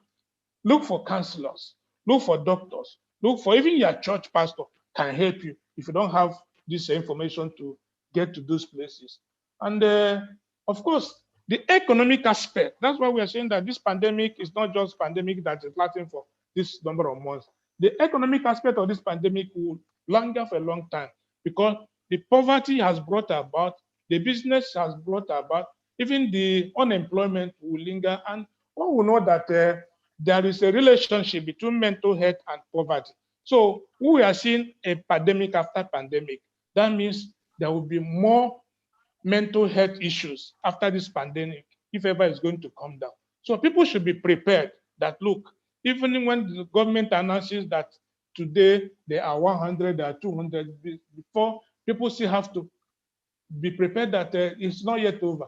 And of course, one of the good things that happened to this COVID-19 period, that people now became conscious of what we are going to do as a country, what we are going to do as a person, what we are going to do as human beings, what we are going to do as establishment.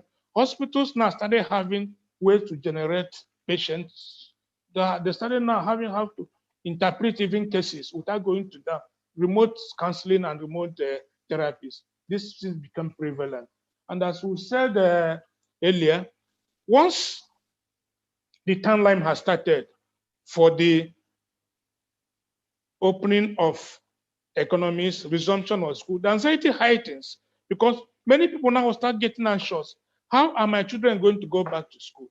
How are they going to do? Are they going to wear masks? Are they going to go and mix up with the families that their children never wore masks? Who are they going to play with? Because we know that children are growing. Games, and studies are their problem. So whom are you going to play games with? Is it somebody who is exposed to COVID? Is the parents or anybody in their family? Even when we say that if people have COVID, after how many weeks is over, see, people will still be thinking like, look, this person had COVID in their family, and I'm not going to associate with that person. What are the teachers who are going to teach our children? Were they exposed? So it becomes a very big problem. Then we are talking about vaccine, which is another source of anxiety, because people now propounding a lot of theories about vaccines. These people say that is a 5G theory. Another person said is an implantation of chips. So people are worried, people are anxious, people are getting more depressed, even when the COVID seems to be reducing. But in all, what we say that there are always ways to handle your mental health. Your mental health is as important as your physical health. And if you should have some of the subtle issues, like I'm not sleeping well, like I'm getting over worried, that I'm getting obsessive, because even the sanitizer use, people are going to take it beyond the COVID to what we call obsessive compulsive disorder. People will keep on using it even when you don't need it. So all this will be the red flags for you to see a medical doctor. All these are red flags for you to see a psychiatrist. All these are red flags for you to see a counselor. And from there now, they will direct you on the pathway, on the best way to get services, and of course, on the best way to manage your mental health, which without you cannot have a good physical health. So I think we have a lot of other things to leverage on in this COVID time. It's something that came, we didn't know about it, but it has come. Many families who have spoken, even those who have spoken today, they have given us some advantages of COVID-19. And there are still going to be advantages, because now, for the first time, people are washing hands. People are closing that's wearing masks. But these are things we are taught early in life, but now it became part of us. So just like also the mental health awareness, now we're getting more aware that, look, we need to be aware of our mental health status. We need to know when we are overtly worried. We want to know. Of course, I did talk of suicide. Suicide levels increase. Some people could not handle the worries. From small worries, thinking, and then they become overwhelming and, oh, I can't handle it. They go and they commit suicide. Substance use was massive. Many people started using substance. Many people started gambling. So all these things were things that ordinarily, if you know that these things are coming, that look, I'm not used to taking weed, but that I've had an urge to take weed, you can call your doctor and say, look, let's discuss this weed. If I'm not the gambling type, like, look, I just have money to feed my family, but let me try to multiply it, and you find out that it's not your original way, then you can call your therapist, you can call your doctor, because when I'm saying mental health practitioners, I don't limit it to only consultant psychiatrists, I don't limit it to only therapists in the hospital, but any person who is closer to you is your counselor. So the moment you share this, the moment you continue to build good interpersonal relationship with people, the better it is for your mental health. But when you get closed up, when you try to just be myself, that's why I said even most of the people who suffered most in this COVID were those loners, those who were living alone, those who never interacted, even at workplace. And then one important thing is, as we go back to work now, we feel that it's not actually easy to ask everybody to come to work back. There must be protocols. There must be maybe an invitation to come back to work and explain some of the do's and don'ts that are going to be prevalent in the workplace now, because people still have to go to work and start being stigmatized and start being worried and start making mistakes. And those mistakes could cost the companies even more than they cost them during the lockdown.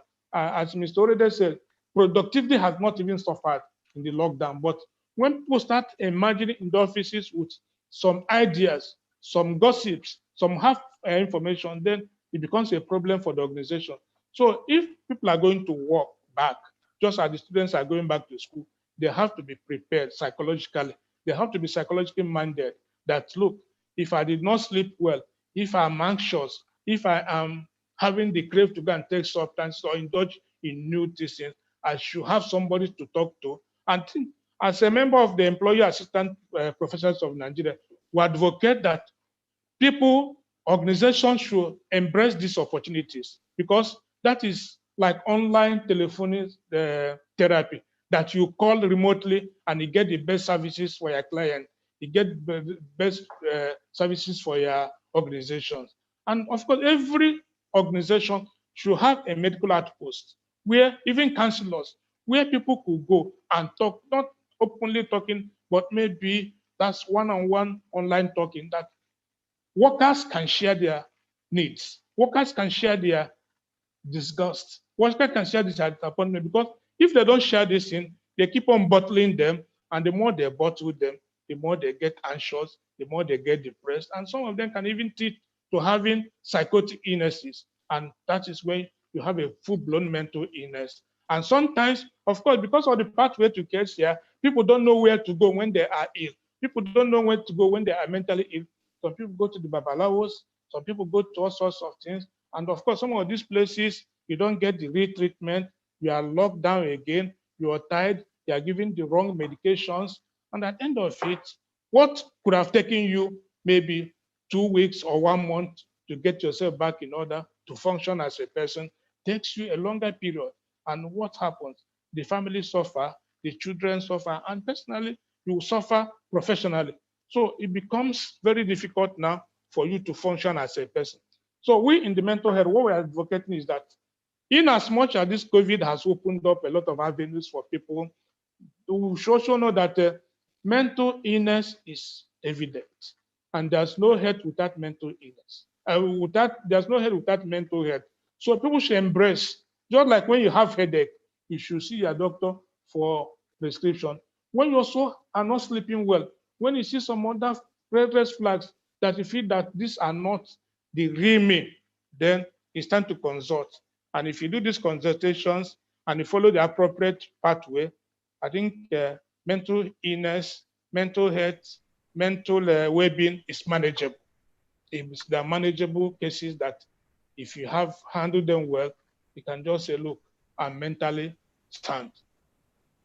Thank you so much, Dr. Nkem. This has been a lot of learning for all of us. Dr. Nkem has basically told us about the people who were most at risk. I'm sorry, I'm going to, our sexual poll is in progress. Kindly fill the poll for us, please. The poll is up on your screens now.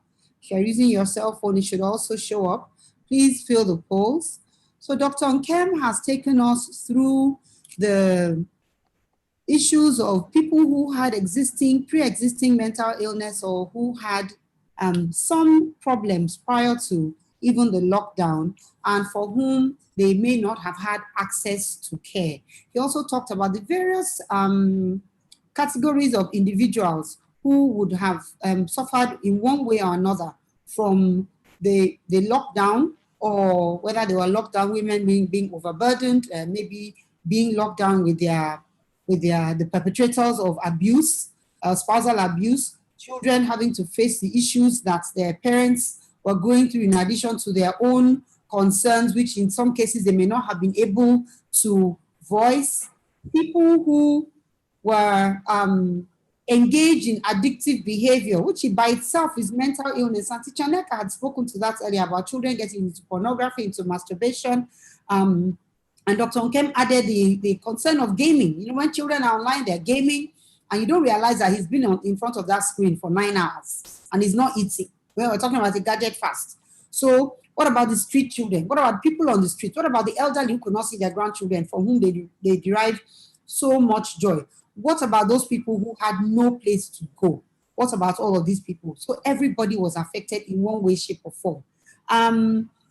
He did point out one of the good things about prior to this time, you know, mental illness had a lot of stigma associated with it, a lot of things. There was no spotlight on mental health, but as the pandemic came and people in countries began to realize that, in fact, the pandemic, the illness was one thing, the medical was one thing, the mental illness that was happening as a result of it, whether it was from destabilization of family dynamics, or even in people who had underlying or were tipping over mental illness, especially a lot of lockdown teenagers. So a very difficult time for them. They are restless people by nature. And then there was also the issue of the infodemic, which is the pandemic of falsehood, lies and distortions of the truth running around rife on the internet. Everybody was spending money on data because they were sitting at home. And then he pointed out the opportunity also there, where if you're using data, then we can begin to provide telemental health. And then the red flags. How do we begin to identify? What if my neighbor is not sleeping well? What if my child is not sleeping well? Or for that matter, is oversleeping? Any unusual behavior that is out of character for this person. Some people were simply not able to manage the information overload, and they needed to shut off. Mrs. James Ogwe spoke to that early on. And then he went really into solutions, and I want to thank him for really doing that. Limiting the sources of stress, breaking your isolation. If you have a device, rather than playing a game, call a neighbor, call a friend. If you have data, use it to engage with the world around you, especially if you live alone. We talked about the lone dwellers and how this must have been very difficult for them. I saw on CNN once where all the reporters used to get together and have their lunch together because they all live alone. And they no longer had the camaraderie of being able to be together. They were having to be their own lights and studio persons. So they'll get together at lunchtime and have lunch together. People did this. And then he talks about focusing on the benefits of the isolation. And I think this is important because so many times we think about, oh, the isolation was bad, the lockdown was terrible. Well, people spent a lot of time with their families, which is not something that they have been able to do prior to this time. And then, of course, ask for help. Ask for help through your church, through your neighbor, through a counselor, through a psychologist, and get into a pathway of care. He mentioned the economic aspects of this. He talked about plugging yourself into a variety of resources, whether financial or otherwise, that you'll be able to benefit from. And then about the resilience factors. You know, this is not going to be our last pandemic, but it may be the last one that we are unprepared for. It is possible for us to be so prepared that before it even knows it is a pandemic, we have stopped it in its stride. And we have already developed the skills and the capacity to deploy them in order to ensure that people are able to engage. And I really love the slide you showed us about taking mental health away from institutions and really bringing them into communities. I'm a primary healthcare physician, and I know this is a really critical component of mental health, is getting it into communities, having friendship benches, places where people can go and talk, using the internet for good in this regard. I think this is a very important point, and I want to thank you for it. And then Dr. Nkem talked about the return to the workplace. And this is important, especially because, yes, we have a lot of families here today, but we also have people who are thinking about returning to the workplace or who have returned to the workplace. How do employers continue to ensure that they are supporting their employees without whom productivity is nothing? You know, if people are not working, then there's no productivity, but they have to be able to work without themselves getting ill. How do we ensure that they can get back to work without anxiety? And this is a very valuable thing. Every organization should have a health or medical or psychological outpost to provide support, ongoing support for people in order to ensure that we can reduce anxiety in the workplace. Dr. Nkem, I want to thank you very much. We have a couple of questions in the chat. I see that there are 2 hands up. I'd like to start by responding. We already responded to that, just to say that can the Secretariat please put up the social, the slide from Dr. Nneka that has her contact details, because I wrote the telephone number in the chat, but I know that she had put in some other contact details. So if the Secretariat can put that up for us, we would be very grateful. There's a question out for Teacher Nneka. Teacher Nneka, an anonymous attendee has asked, I'm sorry, not Teacher Nneka, for Mrs. Ogbe.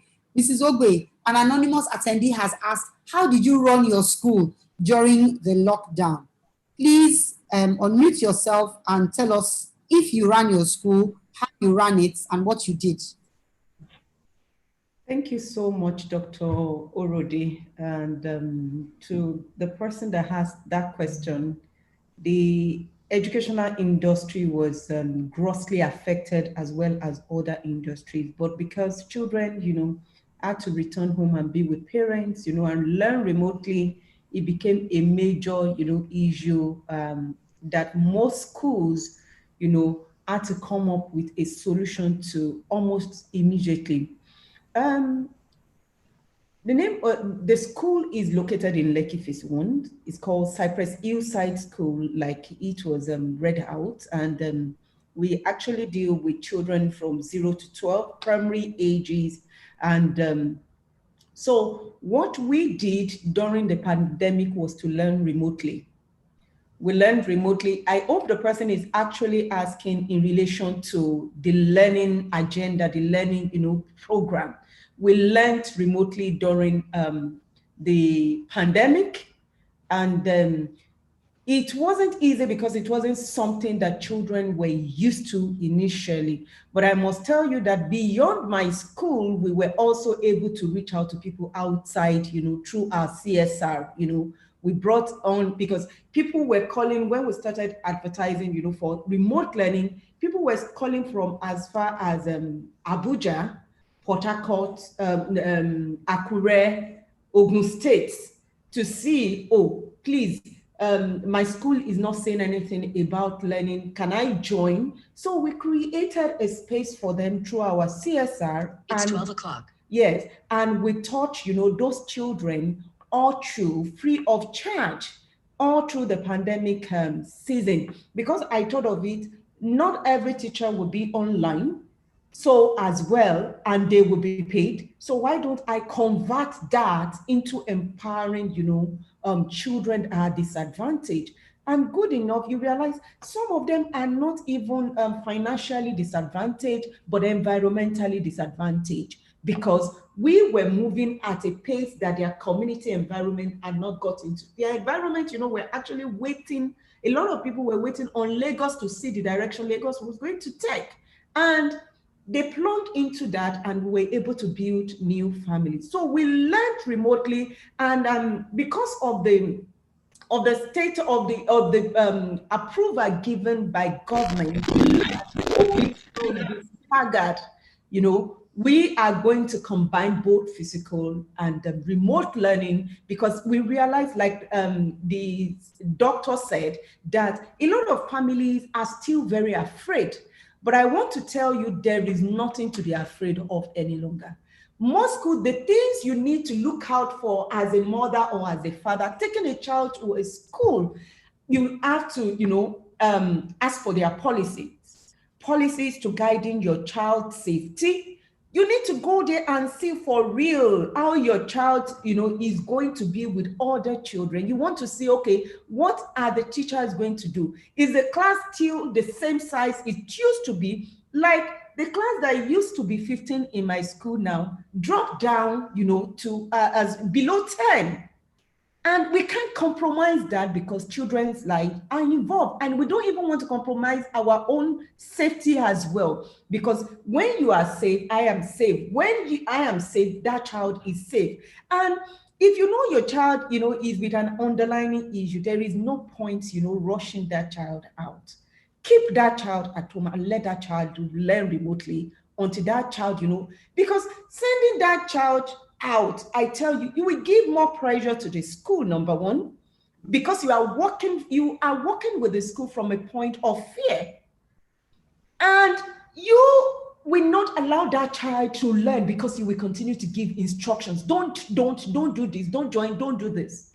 And at the end of the day, you will be feeding with that child with so much fear.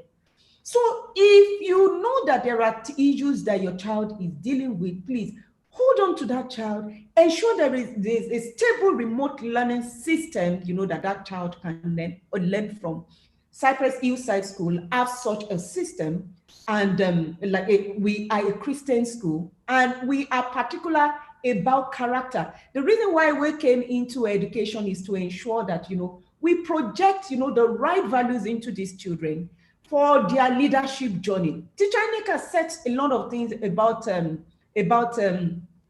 character, of building into those children. And I want to thank you also, Teacher Nneka, because my children also have benefited immensely. In short, this morning, I went into my daughter's room and I saw something, my daughter wrote. In short, I put the paper and I said I was going to snap it and send it to you, that, oh, I didn't see this all along, but I stumbled on it and I was like, wow, wow, wow.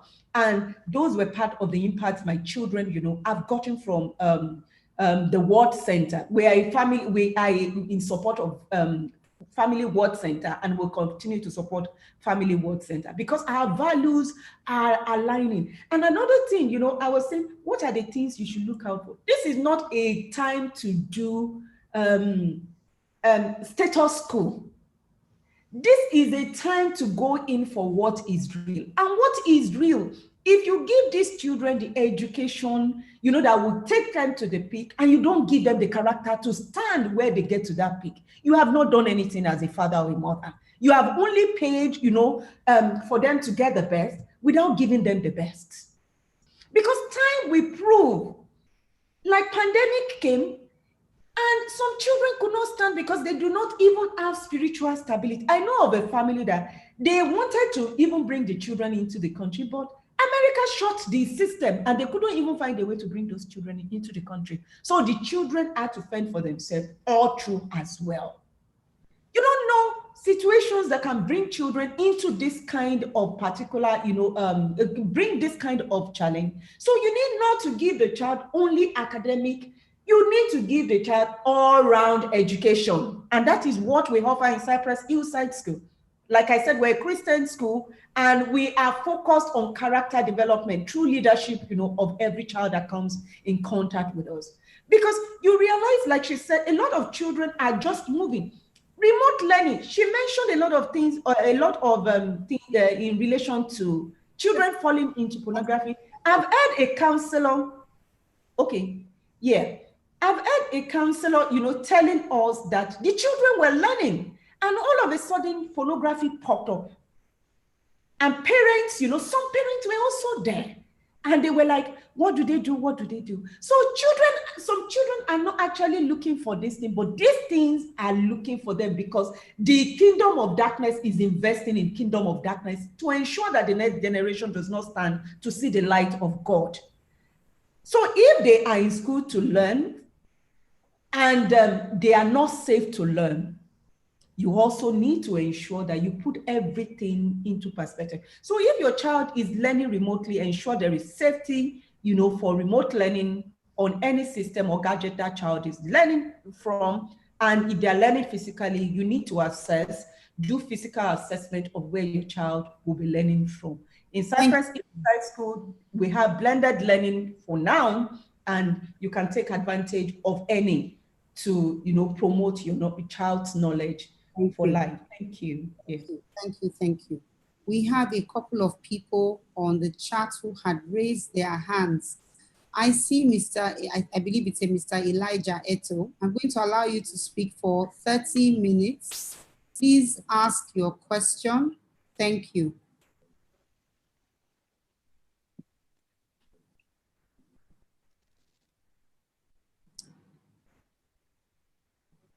Mr. Elijah Eto, if you are there, please ask your question. I see your hand raised.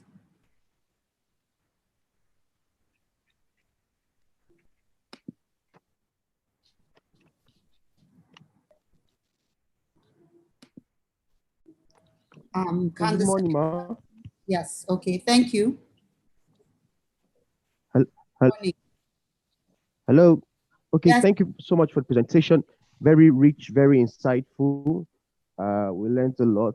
I just wanted to find out, so how do you think we can help our nursery kids try to get more concentration to focus, or how to improve the time for them to focus while doing their Zoom classes online, or maybe learning from YouTube? These days, they get easily distracted after maybe 10 minutes, and they have to sit with them. You need to stay over them to supervise them. And some of their classes, the nursery children, they have to be online since they're not resuming school physically, in line with what the Commissioner of Education just said, Lagos State. Do you have any suggestions? Yes, I actually do.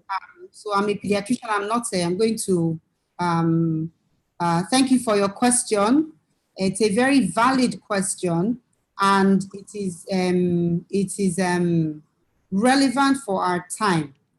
But I'd like you to also think about the fact that, so when you say nursery, I'm assuming you're talking about 4 and 5-year-olds, and child development is dependent on very many things. One of those things is physical interaction.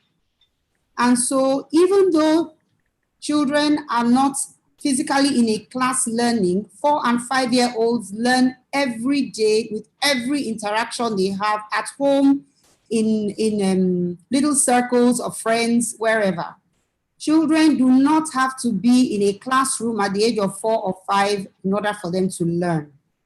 You can teach them the color of the sky, the color of the grass. You can take them on walks. You can engage and educate your children. At the age of 4 or 5, you're not really expecting them necessarily to be able to write. My children went to a Montessori school. Nobody was writing with pencil and paper until they were age 5, but they could read and they could tell you a story, and they could read anything. They could read newspapers. So engagement and play is a very critical type of learning for young children. I am a pediatrician, and I do not advocate screens for children that age. Just that's the bottom line. Even my 11-year-old does not yet have a cell phone, and my children don't get their first phone until they are over the age of 12, and it is what you and I will call a palasa phone.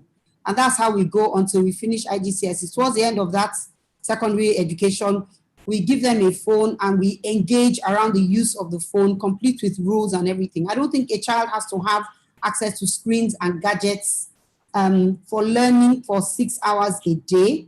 I think it's important for you to have your material with which they can work, and parents just have to get more involved. You heard what both Teacher Neka and Mrs. James Ogbe said. Parents have to get involved. So if you have a 4-year-old, you have to really weigh the pros and the cons of putting a child in front of a screen for long hours. I hear you saying, but because of the pandemic, but I don't think that should be. You can do online learning for an hour a day, but you will see, as you have correctly identified, they cannot watch a screen unless it is something that's like Barney and all these kinds of things. So you can use those educational tools for them for no longer than 45 minutes, really. And an adult has to be with them, engaging with them. This is not something that you can put them in front of the screen and walk away from.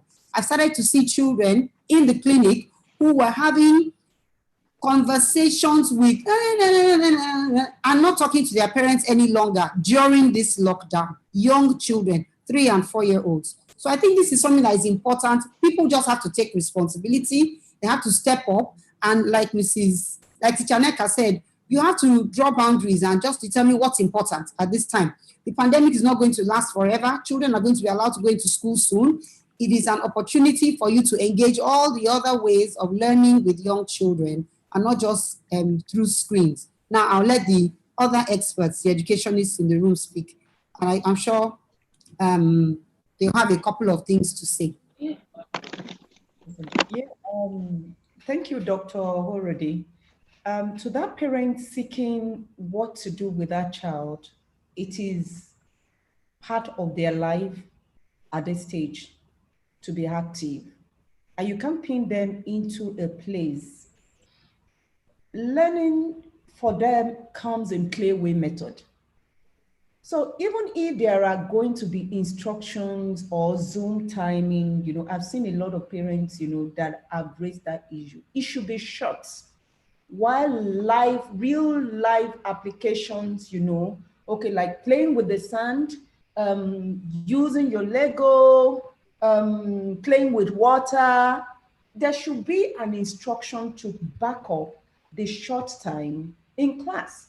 That, we engage them, even though they are still moving around, but they are accomplishing something very good. But I want to tell you, the phase will soon be over. But however, you need to also dedicate or discuss with the school so that you let them know, oh, this seems not to be working for my child. What else can you help me to achieve? Because that child is in that school. And because that child is in that school, you still want that child to participate from the school. It is important. You go back to board and discuss with them. Thank you.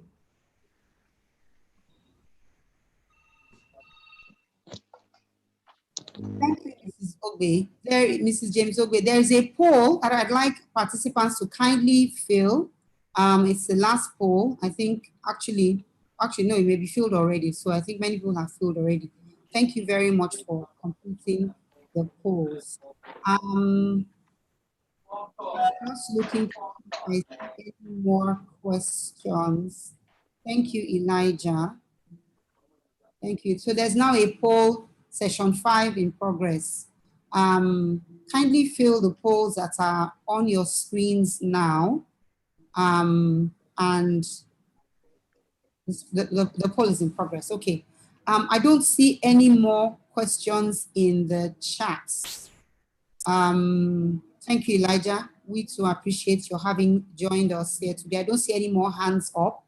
I am going to therefore hand over now to Mr. Joe Mbulu for any further announcements and the closing prayer. Thank you very much indeed to all the attendees for coming. Thank you most especially to the panelists for being here today. I've had a rewarding time, and I know that we're all living here richly rewarded, and that we'll see the good of this pandemic in the medium and long term. Thank you all. Mr. Mbulu, over to you. Thank you so much, Orode. Thank you to our distinguished panelists. I know you've poured yourself out. God really bless you. And I know we have to continue this. There's so much richness in what you presented. And I wish the whole world could listen to you. I personally have contacted some of you earlier for some personal issues that my family has to actually deal with. But I believe we would learn more from you as we engage further. So thank you so much. We appreciate the time, the investment, and we will continue to call on you to support the AIMP and all our participants. God bless you. Let's quickly look at some announcements. I will share my screen. And we will wrap up.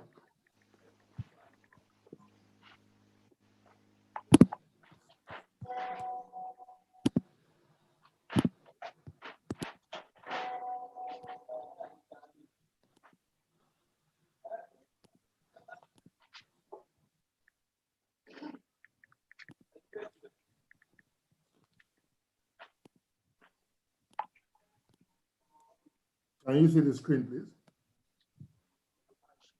Yes, we can. Please proceed. Okay. Trying to move. It's not moving to the next slide. It's not yet in a slide mode, in a presentation mode.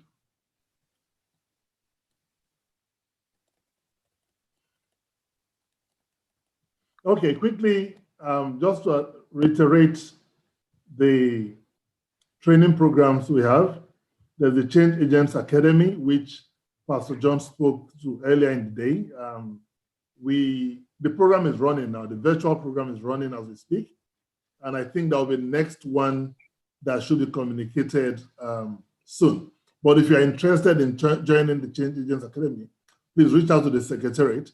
We'll share the phone number earlier, but this is for mid-level or higher end professionals or business owners who are interested in receiving support for building or enhancing their change programs. We also have the Young Professionals Training and Mentorship Program, which is for young professionals between the ages of 25 and 35. The mentors and the teachers are members of AIMP or other supporters of AIMP who give of themselves to support the young ones as they enter the workforce. So do join us if you're interested. Reach out to the Secretariat and they will guide you on how to participate. When I've talked about this, it's ongoing for the Young Professionals Training Program. So reach out to the Secretariat and the team will guide you. There was a poll out there on sponsorship or donations. If you're interested in participating in our programs through sponsorship or donations, please don't hesitate. What we do is voluntary. Our services are typically, we offer them freely because we believe freely you have received, freely you should give. When we share the burden, it's easier for each participant. So please, as you are led, contribute to AIMP's programs and initiatives. We do have some books written under the platform of AIMP. They're available on Okada Books, Amazon Kindle, or if you are in Lagos and you're able to go to Latana Bookstore, you can grab a hard copy. The Secretariat could also help you get one. Our Secretariat's email address is info@aimpnetwork.org. Our phone number 0903-365-4839. Just reach out, and for the books or our programs or any other thing connected with AIMP, the Secretariat is available to support you. The details are there. I'm sure they've reached out to you earlier. We have members of the Secretariat who are very available and supportive. So please reach out, don't hesitate, and God bless you as you do. I will basically do a word of prayer, even as we thank all our panelists, the moderator, Dr. Rede, excellent job, thank you so much. And for all who have joined us today, God bless you. We look forward to your participating in subsequent series and programs of AIMP. Let's just take a word of prayer even as we close. Father, we do want to thank you for today. We thank you because you have shared so much through the moderator and the panelists. Thank you for all that have participated. We know the seeds have been sown. The messages have gone out. Father, please multiply the seed that is sown. Let so many learn from this series. We know, Lord God, that the earth is yours and the fullness thereof, and you are able to take a word and spread it.